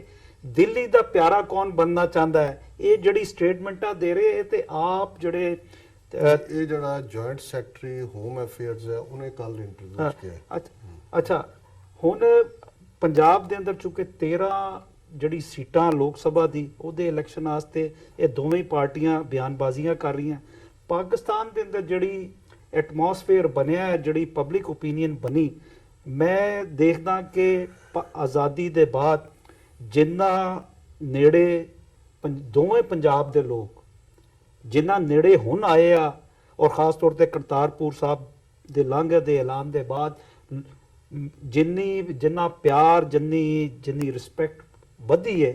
ਅਸੀਂ ਓਵਰਸੀਜ਼ ਦੇ ਅੰਦਰ ਤੇ ਇੱਕ ਦੂਜੇ ਦੇ ਨਾਲ ਰਹਿ ਰਹੇ ਆ, ਸਾਡੇ ਘਰ ਨਾਲ ਸਾਡੀ ਮਜਬੂਰੀਆਂ ਨਾਲ ਸਾਡੀ ਖੁਸ਼ੀਆਂ ਨਾਲ ਸਾਡੇ ਗਮ ਨਾਲ ਸਾਡੇ ਪਰਿਵਾਰ ਨਾਲ, ਲੇਕਿਨ ਇਹ ਜਿਹੜਾ ਐਟਮੋਸਫੀਅਰ ਬਣਿਆ ਸੀ ਤੇ ਇੰਡੀਆ ਦੀ ਕੋਈ ਵੀ, ਚਾਹੇ ਉਹ ਕਾਂਗਰਸ ਹੋਏ ਜਾਂ ਬੀਜੇਪੀ ਹੋਏ, ਉਹ ਨਹੀਂ ਚਾਹੁੰਦੀ। ਮੈਂ ਕਿਉਂਕਿ ਹਮੇਸ਼ਾ ਇਹ ਵਰਡ ਇਸਤੇਮਾਲ ਕਰਦਾ ਕਿ ਉਹ ਪੰਜਾਬ ਦੇ ਚੜ੍ਹਦੇ ਪੰਜਾਬ ਦੇ ਲੋਕਾਂ ਨੂੰ ਜਿਹੜਾ ਜ਼ਹਿਨੀ ਗੁਲਾਮ ਬਣਾਇਆ ਹੈ, ਉਹਦੇ ਅੰਦਰ ਉਹਨਾਂ ਨੂੰ ਘੇਰੇ ਦੇ ਅੰਦਰ ਲਿਆਉਣਾ ਚਾਹੁੰਦੀ ਹੈ। ਤੇ ਇਹ ਜਿਹੜੇ ਰੈਂਟਾ ਸਿੰਘ ਡਾਕਟਰ ਸਾਹਿਬ ਨੇ ਬੜੀ ਅੱਛੀ ਯਾਨੀ ਐਬਰੀਵੇਸ਼ਨ ਮੈਂ ਬਾਜ਼ਲ ਮੈਂ ਮੁਸਕਰਾਂਦਾ ਵੀ ਹਾਂ ਕਿ ਜਿਹੜੇ ਰੈਂਟਾ ਸਿੱਖ ਰੱਖੇ ਆ, ਇਹ ਬੇਸਿਕਲੀ ਇਹ ਵੀ ਨਹੀਂ ਚਾਹੁੰਦੇ ਕਿ ਇਹ ਇਸ ਕਿਸਮ ਦੀ ਜੋ ਵੀ ਟਾਰੀ ਦੇ ਉੱਤੇ ਹੋਇਆ ਕਿ ਇਹ ਕੋਰਡੀਅਲੀ, ਜਦੋਂ ਤੁਹਾਡੇ ਦਿਲ ਸਾਫ਼ ਨਹੀਂ ਹੈ ਤੇ ਫਿਰ ਤੁਸੀਂ ਮੀਟਿੰਗਾਂ ਕਰਕੇ ਕੀ ਕਰੋਗੇ, ਲੇਕਿਨ ਉਹ ਦਿਲੋਂ ਨਹੀਂ ਚਾਹੁੰਦੇ ਇਹ ਕਰਤਾਰਪੁਰ ਲਾਂਘਾ ਖੁੱਲੇਗਾ, ਕਿਉਂਕਿ ਇਹ ਜਿਹੜਾ ਪੰਜਾਬ ਦਾ ਬਾਰਡਰ ਹੈ ਤੇ ਚੜ੍ਹਦੇ ਪੰਜਾਬ ਦੇ ਲੋਕ ਹੈ, ਇਹ ਇਹਨਾਂ ਦੇ ਈਮਾਨ ਦਾ ਹਿੱਸਾ ਹੈ। ਇਹ ਕੋਈ ਕਲਚਰਲ ਸ਼ੋਅ ਨਹੀਂ ਆ, ਇਹ ਉਹਨਾਂ ਦੀ ਅਸਾਸ ਤੇ ਉਹਨਾਂ ਦਾ ਈਮਾਨ ਦੀ ਬੇਸਿਕ ਪ੍ਰਿੰਸੀਪਲ ਹੈ ਕਿ ਉਹ ਬਾਬਾ ਗੁਰੂ ਨਾਨਕ ਦੇਵ ਜੀ ਸਾਹਿਬ ਦੇ ਜਿਹੜੇ ਦਰਸ਼ਨ 3 ਕਿਲੋਮੀਟਰ ਦੂਰ ਤੋਂ ਕਰਦੇ ਸੀ, ਉਹ ਤੁਰ ਕੇ ਜਾਣਾ ਚਾਹੁੰਦੇ ਹੈ। ਇਹ ਵੀਜ਼ੇ ਪਾਸਪੋਰਟ ਫਲਾਨਾ ਇਹ ਸਾਰੇ ਟਾਲ ਮਟੋਲ ਦੇ ਬਾਣੇ ਆ, ਲੇਕਿਨ ਇਹ ਹੁਣ ਰੁਕੇਗਾ ਨਹੀਂ। ਇਹ ਕੰਮ ਜਿੰਨਾ ਵੀ ਇਹ ਕਰ ਲੈਣ, ਨਹੀਂ ਤੇ ਫਿਰ ਇਹਨਾਂ ਨੇ ਇਹ ਕਿਹਾ ਕਿ ਹਰਸ਼ਮੀਤ ਕੌਰ ਨੇ ਕਿਹਾ ਕਿ ਭਾਈ ਇਹ ਤੇ ਉਹ ਬਟਵਾਰੇ ਦੇ ਅੰਦਰ ਨਹਿਰੂ ਦੀ ਗਲਤੀ ਸੀ, ਉਹ ਤੇ ਅਸੀਂ ਯਾਨੀ 3 ਮਿਲੀਮੀਟਰ ਕੀ ਅਸੀਂ ਜਿਸ ਵੇਲੇ ਚਾਹੀਏ ਖੋ ਲਈਏ। ਇਹ ਕੀ ਹੈ ਬੇਸਿਕਲੀ ਪਾਕਿਸਤਾਨ ਦੀ ਆਵਾਮ ਨੂੰ ਬਦਜ਼ਨ ਕਰਨਾ ਚਾਹੁੰਦੇ ਆ। ਲੇਕਿਨ ਕਦਮ ਕੱਲ ਉਹਨੇ ਹੋਰ ਕਿਹਾ, ਉਹਨੇ ਕਿਹਾ ਜੇ ਤੁਸੀਂ ਚਾਹੁੰਦੇ ਹੋ ਕਰਤਾਰਪੁਰ ਦਾ ਲਾਂਘਾ ਬਣੇ ਫਿਰ ਮੋਦੀ ਨੂੰ ਜਿਤਾਓ। ਇਹ ਨਾ ਇਹ ਜਿਹੜੇ ਆ ਇਹ ਅਮਰਿੰਦਰ ਸਿੰਘ ਤੇ ਅਕਾਲੀ ਦਲ ਖਾਸ ਤੌਰ ਤੇ ਇਹ ਚਾਹੁੰਦੇ ਕਿ ਇਹ ਵਫਾਦਾਰੀਆਂ ਕਿਹਦੀਆਂ, ਕਿਉਂ ਇਹ ਸਮਝਦੇ ਕਿ ਬੀਜੇਪੀ ਦੀ ਹਕੂਮਤ ਆ ਗਈ ਤੇ ਸਾਡਾ ਕੀ ਹੋਏਗਾ। ਹੁਣ ਕੈਪਟਨ ਅਮਰਿੰਦਰ ਸਿੰਘ ਨੂੰ ਇਹ ਨਹੀਂ ਸਮਝ ਆ ਰਿਹਾ ਕਿ ਉਹ ਕਿਹੜੇ ਪੰਜਾਬ ਦਾ ਚੀਫ ਮਿਨਿਸਟਰ ਹੈ। ਪੂੰਛ ਹਲਾਣ ਦਾ ਕੰਪੀਟੀਸ਼ਨ ਹੈ। ਇਸ ਕੰਪੀਟੀਸ਼ਨ ਦੇ ਅੰਦਰ ਨਾ ਕੈਪਟਨ ਅਮਰਿੰਦਰ ਸਿੰਘ ਨੂੰ ਕੁਝ ਮਿਲਣਾ, ਨਾ ਅਕਾਲੀ ਦਲ ਨੂੰ ਮਿਲਣਾ।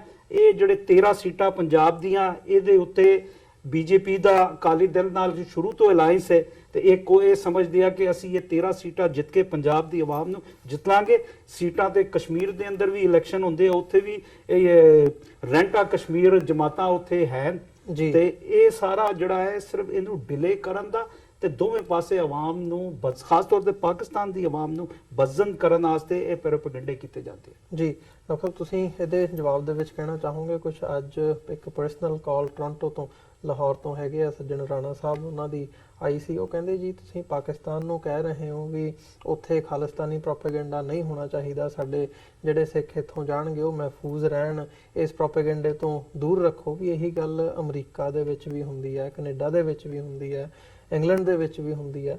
ਵੀ ਉਹਨਾਂ ਦੀਆਂ ਸਰਕਾਰਾਂ ਨੂੰ ਤੁਸੀਂ ਕਹਿੰਦੇ ਨਹੀਂ ਹੈਗੇ ਤੇ ਪਾਕਿਸਤਾਨ ਨੂੰ ਤੁਸੀਂ ਥੱਲੇ ਲਾਉਣ ਦੀ ਕੋਸ਼ਿਸ਼ ਕਰ ਰਹੇ ਹੋ। ਦੇਖੋ, ਮੈਂ ਇੱਕ ਗੱਲ ਪਾਕਿਸਤਾਨ ਸਿੱਖ ਗੁਰਦੁਆਰਾ ਪ੍ਰਬੰਧਕ ਕਮੇਟੀ ਜਿਹੜੀ ਜ਼ਾਹਰ ਹੈ ਪਾਕਿਸਤਾਨ ਔਕਾਫ ਬੋਰਡ ਦੇ ਥੱਲੇ ਹੈ, ਉਹਨਾਂ ਨੂੰ ਇਹ ਕ੍ਰੈਡਿਟ ਦਿੰਦਾ ਹੈ ਕਿ 1999 ਦੇ ਵਿੱਚ ਪਾਕਿਸਤਾਨ ਸਿੱਖ ਗੁਰਦੁਆਰਾ ਪ੍ਰਬੰਧਕ ਕਮੇਟੀ ਹੋਂਦ 'ਚ ਆਈ। ਹੁਣ ਇਸ ਗੱਲ ਨੂੰ 20 ਸਾਲ ਹੋ ਗਏ ਨੇ। ਪਾਕਿਸਤਾਨ ਦੇ ਗੁਰਦੁਆਰਿਆਂ 'ਚ ਅੰਦਰ ਪ੍ਰੋਗਰਾਮ ਕਿਵੇਂ ਚੱਲਣੇ ਨੇ, ਕਿਹਨੇ ਕੀਰਤਨ ਕਰਨਾ ਹੈ, ਕਿਹਨੇ ਲੈਕਚਰ ਕਰਨਾ ਹੈ, ਕਿਹਨੇ ਕੀ ਕਰਨਾ ਹੈ, ਉਸ 'ਚ ਪਾਕਿਸਤਾਨ ਦੀ ਹਕੂਮਤ ਔਕਾਫ ਬੋਰਡ ਕੋਈ ਜਿਹੜੀ ਅਥਾਰਟੀ ਆ ਉਹ ਇੰਟਰਫੀਅਰ ਨਹੀਂ ਕਰਦੀ। ਉਹ ਕਹਿੰਦੇ ਭਾਈ ਇਹ ਤੁਹਾਡੀ ਧਾਰਮਿਕ ਆਜ਼ਾਦੀ ਹੈ, ਮਜ਼ਹਬੀ ਆਜ਼ਾਦੀ ਹੈ, ਸਾਡਾ ਤੁਹਾਨੂੰ ਸਿਕਿਉਰਿਟੀ ਪ੍ਰੋਵਾਈਡ ਕਰਨਾ, ਉਹ ਇਸ ਗੱਲ ਨੂੰ ਯਕੀਨੀ ਬਣਾਉਂਦੇ ਨੇ। ਰਾਦਰ ਲੋਕਲ ਕਈ ਵਾਰੀ ਕੁਝ ਮੁਸਲਮਾਨ ਜਿਹੜੇ ਗੁਰੂ ਘਰ ਨੂੰ ਪਿਆਰ ਕਰਦੇ ਨੇ ਉਹਨਾਂ ਦੀ ਐਂਟਰੀ ਵੀ ਬੰਦ ਹੋ ਜਾਂਦੀ ਹੈ, ਉਹ ਲੋਕਲ ਨੂੰ ਨਹੀਂ, ਸਿਕਿਉਰਿਟੀ ਰੀਜ਼ਨਸ ਕਰਕੇ ਕਿ ਕੋਈ ਨਾ ਹੋਏ। ਤੇ ਉਹ ਕਹਿੰਦੇ ਨੇ ਜੀ ਇਹ ਤੁਹਾਡਾ, ਜਿਵੇਂ ਨਾਨਕਸ਼ਾਹੀ ਕੈਲੰਡਰ ਅੱਜ ਕਿਉਂਕਿ ਪਿਛਲੇ ਕੱਲ ਹੀ ਨਾਨਕਸ਼ਾਹੀ ਸਾਲ ਦਾ 551ਵਾਂ ਸਾਲ ਸ਼ੁਰੂ ਹੋਇਆ, ਕੱਲ ਪਹਿਲੀ ਚੇਤ ਸੀ, ਅੱਜ 2 ਚੇਤ ਹੈ। ਔਰ ਜਦੋਂ 2003 ਚ ਸਿੱਖ ਪੰਥ ਨੇ ਫੈਸਲਾ ਕੀਤਾ ਵੀ ਅਸੀਂ ਸਾਰੇ ਹੀ ਆਪਣੇ ਜਿਹੜੇ ਹਿਸਟੋਰੀਕਲ ਡੇ ਨੇ ਉਹ ਨਾਨਕਸ਼ਾਹੀ ਕੈਲੰਡਰ ਮੁਤਾਬਕ ਸੈਲੀਬ੍ਰੇਟ ਕਰਨੇ ਨੇ, ਹਿੰਦੂ ਕੈਲੰਡਰ ਮੁਤਾਬਕ ਨਹੀਂ ਜਿਹੜਾ ਬਿਕਰਮੀ ਕੈਲੰਡਰ ਹੈ। ਤੇ ਜ਼ਾਹਰ ਹੈ 6-7 ਸਾਲ ਇਹ ਚੱਲਿਆ, ਫਿਰ RSS ਨੇ ਦੂਜਿਆਂ ਨੇ ਪ੍ਰੈਸ਼ਰ ਪਾ ਕੇ ਕੁਝ ਡੇਟਾਂ ਗੜਬੜ ਕਰ ਦਿੱਤੀਆਂ। ਲੇਕਿਨ ਪਾਕਿਸਤਾਨ ਸਿੱਖ ਗੁਰਦੁਆਰਾ ਪ੍ਰਬੰਧਕ ਕਮੇਟੀ ਜਿਵੇਂ ਡਾਇਸਪੋਰਾ ਸਿੱਖ 5 ਮਿਲੀਅਨ ਨਾਨਕਸ਼ਾਹੀ ਕੈਲੰਡਰ ਜਿਹੜਾ ਓਰੀਜਨਲ ਹੈ 2003 ਦੇ ਮੁਤਾਬਕ ਹੀ ਦਿਨ ਮਨਾਉਂਦੇ ਨੇ, ਇਵੇਂ ਹੀ ਪਾਕਿਸਤਾਨ ਸਿੱਖ ਗੁਰਦੁਆਰਾ ਪ੍ਰਬੰਧਕ ਕਮੇਟੀ ਵੀ ਹਾਲਾਂਕਿ 2 ਵਾਰ ਸ਼੍ਰੋਮਣੀ ਕਮੇਟੀ ਨੇ ਜਥੇ ਨਹੀਂ ਭੇਜੇ, ਜਿਵੇਂ ਗੁਰੂ ਅਰਜਨ ਸਾਹਿਬ ਦਾ ਸ਼ਹੀਦੀ ਦਿਨ ਹੈ ਉਹ ਜਿਹੜਾ ਓਰੀਜਨਲ ਨਾਨਕਸ਼ਾਹੀ ਕੈਲੰਡਰ ਹੈ ਉਹਦੇ ਮੁਤਾਬਕ 16 ਜੂਨ ਆਉਂਦਾ ਹੈ। ਹਿੰਦੂ ਕੈਲੰਡਰ ਕਿਉਂਕਿ ਲਿਊਨਰ ਹੈ ਉਹ ਵੇਰੀ ਕਰਦਾ ਹੈ, ਸੋ ਉਹ 16 ਜੂਨ ਨੂੰ ਹੀ ਮਨਾਉਂਦੇ ਨੇ। ਸੋ ਮੈਂ ਸਮਝਦਾ ਵੀ ਜੇ ਪਾਕਿਸਤਾਨ ਨੇ ਵਿਦਿਨ ਪਾਕਿਸਤਾਨ ਪਿਛਲੇ 20 ਸਾਲ ਤੋਂ ਇਹ ਕ੍ਰਾਈਟੇਰੀਆ ਰੱਖਿਆ ਹੋਇਆ ਹੈ ਤੇ ਇੰਡੀਅਨ ਗਵਰਨਮੈਂਟ ਹੋਏ ਜਾਂ ਉਹਨਾਂ ਦਾ ਕੋਈ ਪਿਓ ਆ ਜਾਏ, ਉਹ ਨਹੀਂ ਉਹਨੂੰ ਨਾ ਫੋਰਸ ਕਰ ਸਕਦੇ ਨੇ ਨਾ ਸਿੱਖਾਂ ਨੂੰ ਫੋਰਸ ਕਰ ਸਕਦੇ ਨੇ।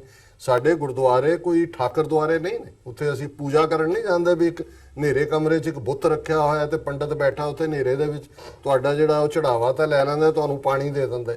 ਸਾਡੇ ਮੀਰੀ ਪੀਰੀ ਦੇ ਸੈਂਟਰ ਨੇ, ਸਾਡੇ ਗੁਰਦੁਆਰਿਆਂ ਦੇ ਬਾਹਰ ਨਿਸ਼ਾਨ ਝੁਲਦੇ ਨੇ, ਸੋਵਰਨਿਟੀ ਹੈ। ਸਾਡੇ ਗੁਰਦੁਆਰੇ ਇਬਾਦਤ ਦੀ ਥਾਂ ਵੀ ਹੈ, ਸਾਡੀ ਸੋਸ਼ਲ ਵੀ ਹੈ, ਸਿਆਸੀ ਵੀ ਹੈ, ਹਿਊਮੈਨਿਟੇਰੀਅਨ ਵੀ ਹੈ, ਕੁੱਲ ਇਨਸਾਨੀਅਤ ਲਈ ਹੈ। ਹੁਣ ਉਹਨਾਂ ਨੂੰ ਤਕਲੀਫ ਹੋਈ ਜੀ ਕਸ਼ਮੀਰੀਆਂ ਨੂੰ ਅਸੀਂ ਕੁੱਟ ਰਹੇ ਸੀ, ਸਿੱਖਾਂ ਨੇ, ਸਾਡੇ ਗੁਰਦੁਆਰੇ ਕਿਸ ਲਈ ਨੇ? ਅਸੀਂ ਕਿਹਾ ਵੀ ਆਓ ਅਸੀਂ ਪ੍ਰੋਟੈਕਟ ਕਰਾਂਗੇ, ਤੁਹਾਨੂੰ ਖਾਣ ਨੂੰ ਵੀ ਦੇਵਾਂਗੇ, ਤੁਹਾਡੇ ਘਰਾਂ ਤੱਕ ਛੱਡ ਕੇ ਆਵਾਂਗੇ। ਹੁਣ ਇਹ ਇੰਡੀਅਨ ਗਵਰਨਮੈਂਟ ਡਿਸਾਈਡ ਕਰੇਗੀ ਵੀ ਕਰਤਾਰਪੁਰ 'ਚ ਸਿੱਖਾਂ ਨੇ ਕੀ ਕਰਨਾ। ਸੋ ਮੈਂ ਸਮਝਦਾ ਹਾਂ ਵੀ ਉਹ ਇਸ ਸਾਰੇ ਨੂੰ ਕਿ ਜੀ ਖਾਲਿਸਤਾਨੀ ਪ੍ਰੋਪੇਗੈਂਡਾ ਹੋਏਗਾ ਜਾਂ ਜਿਵੇਂ ਅਮਰਿੰਦਰ ਨੇ ਕਿਹਾ ਸੀ ISI ਦਾ ਕੋਰੀਡੋਰ ਹੋਏਗਾ, ਉਹ ਤੁਹਾਡਾ ਜਿੱਥੇ ਤੁਸੀਂ ਤਾਰ ਲਾਈ ਹੋਈ ਹੈ, ਕਰੰਟ ਛੱਡਿਆ ਹੋਇਆ, ਨਾ ਕੋਈ ਪਰਿੰਦਾ ਨਾ ਕੋਈ ਚਰਿੰਦਾ ਉੱਥੋਂ ਕ੍ਰਾਸ ਨਹੀਂ ਕਰ ਸਕਦਾ। ਤੇ ਤੁਸੀਂ ਆਪ ਕਦੇ ਕਹਿੰਦੇ ਹੋ ਜੀ ਪਠਾਨਕੋਟ ਤੇ ਹਮਲਾ ਹੋ ਗਿਆ, ਕਦੇ ਕਹਿੰਦੇ ਹੋ ਉੜੀ ਤੇ ਹੋ ਗਿਆ। ਪੁਲਵਾਮਾ ਵਾਲਾ ਜਿਹੜਾ ਹੈ ਉਹਨੂੰ ਤੁਸੀਂ ਜੈਸ਼ੇ ਮੁਹੰਮਦ ਦੇ ਨਾਂ ਲਾਓ ਕਿ ਲਸ਼ਕਰੇ ਤਾਇਬਾ ਦੇ ਲਾਓ, ਆਪ ਮੰਨਦੇ ਹੋ ਤੁਸੀਂ ਕਿ ਵੀ ਮਾਰਨ ਵਾਲਾ ਵੀ ਲੋਕਲ ਹੈ, ਜਿਹੜਾ ਮਟੀਰੀਅਲ ਐਕਸਪਲੋਜਨ ਦੇ ਲਈ ਯੂਜ਼ ਹੋਇਆ ਉਹ ਵੀ ਲੋਕਲ ਹੈ, ਜਿਹੜੀ ਕਾਰ ਇਸਤੇਮਾਲ ਹੋਈ ਉਹ ਵੀ ਲੋਕਲ ਹੈ। ਹੁਣ ਤੁਸੀਂ ਕਹੋ ਜੀ ਜੈਸ਼ੇ ਮੁਹੰਮਦ ਉਹ ਇਸਲਾਮਾਬਾਦ ਜਾਂ ਉੱਥੇ ਪਿਸ਼ਾਵਰ ਜਾਂ ਬਾਲਾਕੋਟ 'ਚ ਬੈਠੇ ਕਿਸੇ ਨੇ ਆਪਣਾ ਸਰਮਨ ਦਿੱਤਾ ਤੇ ਉਹਦੇ ਥੱਲੇ ਹੋ ਗਏ। ਇਹੀ ਕਹਾਣੀ ਇਹ ਬਾਹਰਲੇ ਸਿੱਖਾਂ ਦੇ ਹਵਾਲੇ ਨਾਲ ਕਹਿੰਦੇ ਨੇ ਕਿ ਜੀ ਡਾਇਸਪੋਰਾ ਸਿੱਖ ਪੰਜਾਬ 'ਚ ਖਾਲਿਸਤਾਨ ਕਰ ਰਹੇ ਨੇ। ਸੋ ਮੈਂ ਇਹ ਸਮਝਦਾ ਵੀ ਇਹ ਇੰਡੀਅਨਸ ਦਾ, ਜਿੱਥੇ ਜਿਵੇਂ ਮਲਕ ਸਾਹਿਬ ਨੇ ਕਿਹਾ ਵੀ ਇੱਕ ਕਲਾਸ ਦਾ ਜ਼ਹਿਨੀ ਤੌਰ ਤੇ ਗੁਲਾਮ, ਔਰ ਉਹ ਪੂੰਛ ਹਲਾਣ ਦੇ ਕੰਪੀਟੀਸ਼ਨ 'ਚ ਲੱਗੇ ਹੋਏ ਨੇ ਕਿ ਅਸੀਂ ਜ਼ਿਆਦਾ ਹਲਾਉਂਦੇ ਹਾਂ। ਇਹ ਅਕਾਲੀ ਦਲ, ਬਾਦਲ ਔਰ ਕਾਂਗਰਸ ਦਾ। ਪਰ ਖੁਸ਼ੀ ਦੀ ਗੱਲ ਇਹ ਹੈ ਕਿ ਇਹਦੇ ਬਾਵਜੂਦ ਪੰਜਾਬ 'ਚ ਉਹ ਆਵਾਜ਼ਾਂ ਨੇ, ਉਹ ਸ਼੍ਰੋਮਣੀ ਅਕਾਲੀ ਦਲ ਅੰਮ੍ਰਿਤਸਰ ਹੋਏ, ਜਿਹੜਾ ਸਿਮਰਨਜੀਤ ਸਿੰਘ ਮਾਨ ਪ੍ਰੈਜ਼ੀਡੈਂਟ ਨੇ, ਦਲ ਖਾਲਸਾ ਹੋਏ, ਜਾਂ ਈਵਨ ਅਸੀਂ ਇਸ ਸਾਰੀ ਟੈਨਸ਼ਨ ਦੇ ਮਾਹੌਲ 'ਚ ਨਵਜੋਤ ਸਿੰਘ ਸਿੱਧੂ ਜਿਹੜਾ ਭਾਵੇਂ ਕਾਂਗਰਸ 'ਚ ਬੈਠਾ ਹੈ ਲੇਕਿਨ ਉਹਨੇ ਵੀ ਨੈਗੋਸ਼ੀਏਸ਼ਨ ਰਾਹੀਂ ਮਸਲਾ ਹੱਲ ਕਰਨ ਦੀ ਗੱਲ ਕੀਤੀ। ਔਰ ਇਹੀ ਅਸੀਂ ਸੁਖਪਾਲ ਸਿੰਘ ਖਹਿਰਾ ਜਿਹਨੇ ਪੰਜਾਬੀ ਏਕਤਾ ਪਾਰਟੀ ਬਣਾਈ ਹੈ, ਔਰ ਇਹ ਆਵਾਜ਼ ਜਿਹੜੀ ਹੈ ਇਹ ਹੁਣ ਦਬਾ ਨਹੀਂ ਸਕਣਗੇ। ਇਹ ਕੋਸ਼ਿਸ਼ ਕਰਨਗੇ ਇਹਨੂੰ ਰੋਕਣ ਦੀ, ਹੋਰ ਵੀ ਕੁਛ ਨਾ ਕੁਛ ਆਉਣ ਵਾਲੇ ਦਿਨਾਂ 'ਚ ਕੋਈ ਦਹਿਸ਼ਤਗਰਦੀ ਦੀ ਘਟਨਾ ਵੀ ਕਰਵਾ ਸਕਦੇ ਨੇ। ਲੇਕਿਨ ਇਹ ਜਿਹੜਾ ਬਾਕੀ ਬਾਬੇ ਨਾਨਕ ਦਾ ਕੰਮ ਹੈ, ਇਹ ਜਦੋਂ ਫਿਰ ਜਿਹੜਾ ਰੂਹਾਨੀਅਤ ਦੀ ਦੁਨੀਆ 'ਚ ਜੋ ਕੁਝ ਵਾਪਰਦਾ ਹੈ ਉਹ ਫਿਰ ਨਰ ਚਾਹਤ ਕਛ ਔਰ ਹੈ ਕੀ ਔਰ ਹੈ ਭਈ, ਬੰਦਾ ਕੁਝ ਹੋਰ ਚਾਹੁੰਦਾ ਹੁੰਦਾ ਤੇ ਹੋਰ ਦਾ ਹੋਰ ਜਾਂਦਾ ਹੈ। 14 ਫਰਵਰੀ ਤੋਂ 27-28 ਫਰਵਰੀ ਤੱਕ ਇੰਡੀਆ ਦਾ ਜਿਹੜਾ ਅਸਮਾਨ ਦੇ ਉੱਤੇ ਗਿਆ ਐਂਬੀਸ਼ਨ ਸੀ, ਕਿਵੇਂ ਪਤਾਲ ਦੇ ਵਿੱਚ ਵੜ ਗਿਆ, ਕੁੱਲ ਦੁਨੀਆ ਨੇ ਦੇਖਿਆ। ਇਹ ਹੈ ਕਿ ਕਰਤੇ ਹੱਥ ਵਡਿਆਈਆਂ ਜਿਸ ਭਾਵੇ ਤਿਸ ਦੇ, ਰੱਬ ਦੇ ਹੱਥ ਹੈ ਕਿਹਨੂੰ ਵਡਿਆਣਾ ਤੇ ਕਿਹਨੂੰ ਉੱਤੋਂ ਅਸਮਾਨ ਤੋਂ ਥੱਲੇ ਧਰਤੀ ਤੇ ਪਟਕਣਾ। ਜੀ ਬਿਲਕੁਲ, ਜਿਹੜੇ ਸਾਡੇ ਦਰਸ਼ਕ ਇਸ ਵਕਤ ਸਾਡੇ ਨਾਲ ਜੁੜੇ ਹੋਏ ਹੈਗੇ ਆ, ਮੈਂ ਉਮੀਦ ਕਰਦਾ ਅੱਜ ਦੀ ਇਹ ਸਾਰੀ ਗੱਲਬਾਤ ਤੁਹਾਨੂੰ ਜ਼ਰੂਰ ਪਸੰਦ ਆਈ ਹੋਵੇਗੀ। ਆਉਣ ਵਾਲੇ ਸਮੇਂ ਦੇ ਵਿੱਚ ਵੀ ਭਾਵੇਂ ਉਹ ਇੰਡੀਅਨ ਇਲੈਕਸ਼ਨਸ ਦੇ ਹਵਾਲੇ ਨਾਲ ਹੋਵੇ ਜਾਂ ਭਾਰਤ ਪਾਕਿਸਤਾਨ ਦੇ ਕਰਤਾਰਪੁਰ ਕੋਰੀਡੋਰ ਜਾਂ ਜਿਹੜੇ ਇਸ਼ੂਜ਼ ਅੱਜ ਅਸੀਂ ਡਿਸਕਸ਼ਨ ਦੇ ਅਧੀਨ ਲਿਆਂਦੇ ਆ, ਇਹ ਆਉਣ ਵਾਲੇ ਸਮੇਂ ਦੇ ਵਿੱਚ ਕਿਵੇਂ ਅਨਫੋਲਡ ਹੁੰਦੇ ਆ, ਇਸ ਬਾਬਤ ਵੀ ਅਸੀਂ ਗੱਲਬਾਤ ਕਰਦੇ ਰਹਾਂਗੇ। ਤੇ ਡਾਕਟਰ ਸਾਹਿਬ ਤੁਹਾਡਾ ਤੇ ਮਲਕ ਸਾਹਿਬ ਤੁਹਾਡਾ ਬਹੁਤ-ਬਹੁਤ ਧੰਨਵਾਦ, ਤੁਸੀਂ ਆਪਣਾ ਸਮਾਂ ਕੱਢਿਆ ਤੇ ਸਾਡੇ ਨਾਲ ਵਿਚਾਰਾਂ ਦੀ ਸਾਂਝ ਪਾਈ ਹੈ। ਸੋ ਜਾਂਦੇ ਜਾਂਦੇ ਮੈਂ ਇੱਕ ਅਨਾਉਂਸਮੈਂਟ ਸਾਡੇ ਜਿਹੜੇ ਦਰਸ਼ਕ ਸਾਡੇ ਨਾਲ ਜੁੜੇ ਹੋਏ ਆ ਉਹਨਾਂ ਬਾਬਤ ਵੀ ਕਰਦਿਆਂ ਕਿ ਕੱਲ ਨੂੰ ਹਾਲਾਂਕਿ ਸੈਟਰਡੇ ਹੈ, ਸਾਡੇ ਨਾਰਮਲ ਰੂਟੀਨ ਦੇ ਵਿੱਚ ਸਾਡਾ ਸ਼ੋਅ ਨਹੀਂ ਹੁੰਦਾ, ਪਰ ਦੁਪਹਿਰ ਦੇ ਟਾਈਮ ਇੱਕ ਸਪੈਸ਼ਲ ਪੈਨਲ ਡਿਸਕਸ਼ਨ ਇੱਥੇ ਕਰਾਂਗੇ ਜਿਹਦੇ ਤੇ ਖਾਸ ਤੌਰ ਤੇ ਸਿੱਖ ਜਗਤ ਦੇ ਵਿੱਚ ਜਿਹੜੀਆਂ ਘਟਨਾਵਾਂ ਹੈਗੀਆਂ ਨੇ, ਵਾਪਰ ਰਹੀਆਂ ਨੇ, ਇਹ ਭਾਰਤ ਪਾਕਿਸਤਾਨ ਦੇ ਸਬੰਧਾਂ ਦੇ ਬਾਬਤ ਵੀ ਤੇ ਓਵਰਆਲ ਡਾਇਸਪੋਰਾ ਸਿੱਖਾਂ ਦੀਆਂ ਜਿਹੜੀਆਂ ਐਕਟੀਵਿਟੀਜ਼ ਨੇ ਉਹਦੇ ਤੇ ਅਸੀਂ ਇੱਕ ਸਪੈਸ਼ਲ ਪੈਨਲ ਡਿਸਕਸ਼ਨ ਜਿਹੜੀ ਹੈ ਉਹ ਆਰਗੇਨਾਈਜ਼ ਕਰ ਰਹੇ ਹਾਂ। ਤੇ ਉਹਦੇ ਵਿੱਚ ਸਿੱਖਸ ਫॉर ਜਸਟਿਸ ਦੇ ਜਿਹੜੇ ਨੁਮਾਇੰਦੇ ਹੈਗੇ ਆ ਉਹ ਵੀ ਸਾਡਾ ਹਿੱਸਾ ਬਣਨਗੇ ਇਸ ਪੈਨਲ ਡਿਸਕਸ਼ਨ ਦਾ। ਡਾਕਟਰ ਅਮਰਜੀਤ ਸਿੰਘ ਉਹਦਾ ਹਿੱਸਾ ਹੋਣਗੇ। ਸੋ ਉਹਦੇ ਲਈ ਵੀ ਤੁਸੀਂ ਜ਼ਰੂਰ ਟਿਊਨ ਇਨ ਰਹਿਣਾ ਤੇ ਬਾਕੀ ਫਿਰ ਕੱਲ ਨੂੰ ਤੁਹਾਡੇ ਨਾਲ ਜ਼ਰੂਰ ਮੁਲਾਕਾਤ ਹੋਵੇਗੀ। ਤਦ ਤੱਕ ਲਈ ਇਜਾਜ਼ਤ ਦਿਓ ਜੀ। ਫਤਿਹ ਦੀ ਸਾਂਝ ਪਾਈਏ। ਵਾਹਿਗੁਰੂ ਜੀ ਕਾ ਖਾਲਸਾ, ਵਾਹਿਗੁਰੂ ਜੀ ਕੀ ਫਤਿਹ।